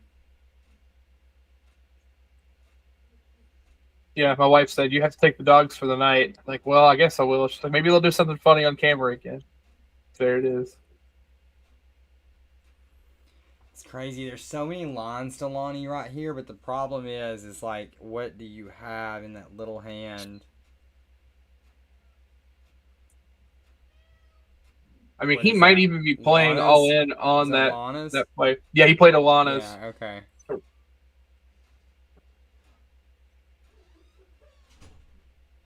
Oh, I see what he's doing. He's eyeing the Ditto to do the Bieberell.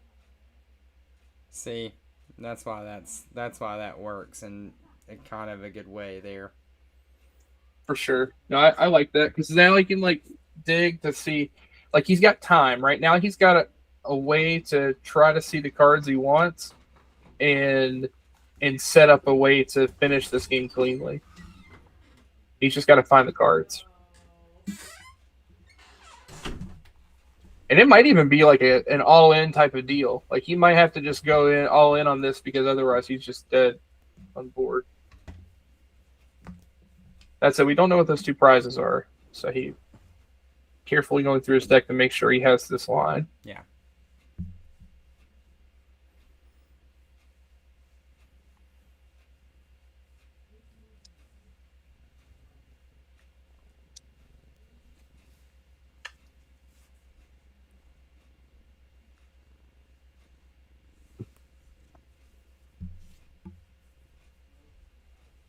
Lonnie, you can't. No, don't do that. You can't. You played Lana's aid.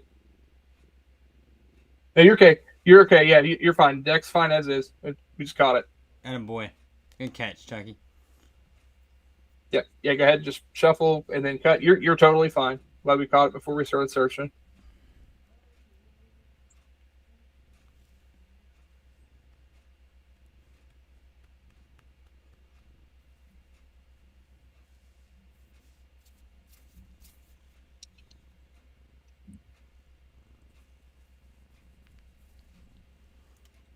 About 10 minutes left here, chap.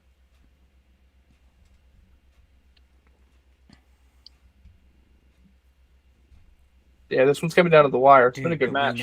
We know he's got the Goose Hollow now. Yo, Sligoo's gonna abuse the heck out of that information. He is, but what else can he do? I don't know, Chucky. He has very little in deck. I don't know if he has a way to manipulate that hand. I don't know, Chucky. But Sometimes he knows it's there now. he does. And Count Sligoo will not scoop to anything if he knows there's a line.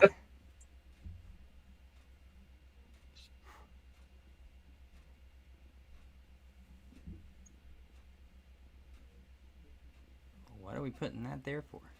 Pivot. Yep, exactly. Pivot. It's just the least likely thing to get targeted based on the board state.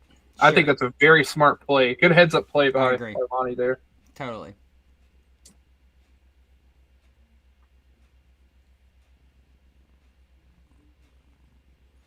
Here we go. It's all going to come down to these next couple of turns, I think, Chuck. Yeah. So the big thing is if he has, because Count has Hex, right? Like a Hex play could make this a lot harder, but I don't think that it's in the discard pile. Is Hex already gone? Okay, yeah, he used the Meowth and discarded it earlier. Gotcha. Okay, so Hex is not even a line we have to worry about here. Got Palpad. There's Lucamine. Yeah, he already burned Palpad, but Lucamine would be the way, but he needs it now, so that's not going to matter. Yeah. Because I mean, let's be honest. Like this game either ends next turn on Lonnie's turn, or this game ends the turn after. Most agree. likely. Yep. Here we go. Yep. We're gonna see it right here. Let's see if he has it. I'm I mean, rooting we for know it. He's Honestly, got the Goose Hollow. yeah, he He's just got to your have the Swellow. evolution. He just needs the Swellow, all right? Yep. And he promoted the Talo, so what's it Yep. sounding like? He said, "I just have to draw into the rest." So he just needs the other piece. Whew. I think the thing is that all of his double energies are burned, so he needs special energy or special charge, and then he needs Swellow, and then the Goose Hollow can go off. All his triples are burned? Ignition? I think so. I thought so. Maybe I'm wrong. Maybe one's still up. He's going for the Goose Hollow now, so Yeah, I think Triple Excel, I mean, unless I just missed it, I don't think we've seen Triple Excel this game. let's see. I'm seeing Ignition. Okay, so I'm pretty sure he had Triple Triple Excel was on the double. Yeah. Yeah. Okay, so there it is. He just got to fund the Swellow. So he's literally going to go for the Nest Stash here. Yeah, so he's got it. It was in deck. The Ignition Okay, was back in deck. Okay. Hit the special charge a couple turns ago, I think. Oh my goodness, he's going. Get a supporter, put it to the bottom. Sure. Yeah, just grab it so we can put it to the bottom. Yep. So this is going to literally come down to do we Nest Stash Yep. and Beaver? Does the Beaver get there again? Oh my goodness. There's a good cut. Here we go.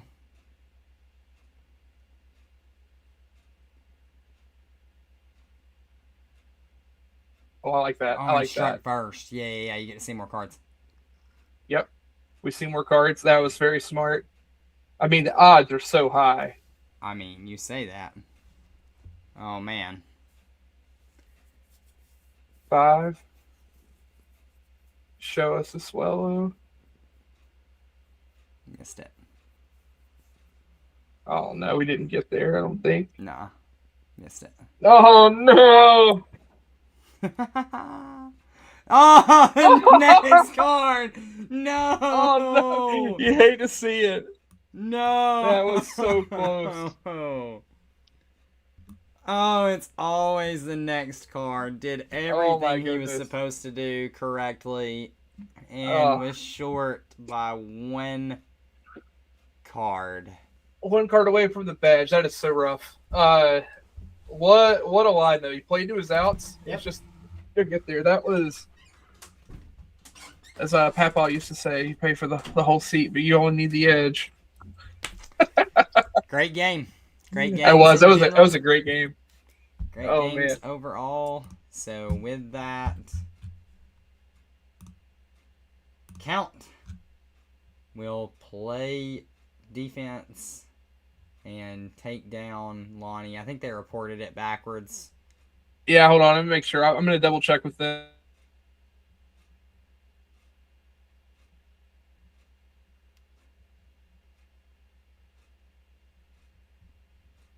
Yeah, but we'll let Chucky and us get that cleaned up on the back end. We see that Count does go to, there we go, Count goes to 4-0 on the night, takes home yet another medal win. No badge, but he will win the prizing on the night, and that is one of the things that, you know, is another cool piece of playing over here. You don't always have to, you know, play for a badge. We do cool prizing every week. So if you are part of the Gym Leader Challenge community and you want to get involved, then check us out. Links in the description for the Discord. We run these things every Friday night now going forward. And we will look forward to seeing you guys early next week.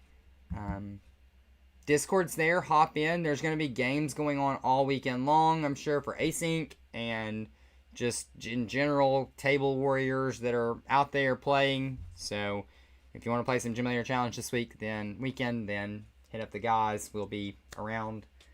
Thank you as always to Collectors Connection for everything that they do for us. And from myself and Chucky, you guys have a wonderful rest of your weekend. See you guys.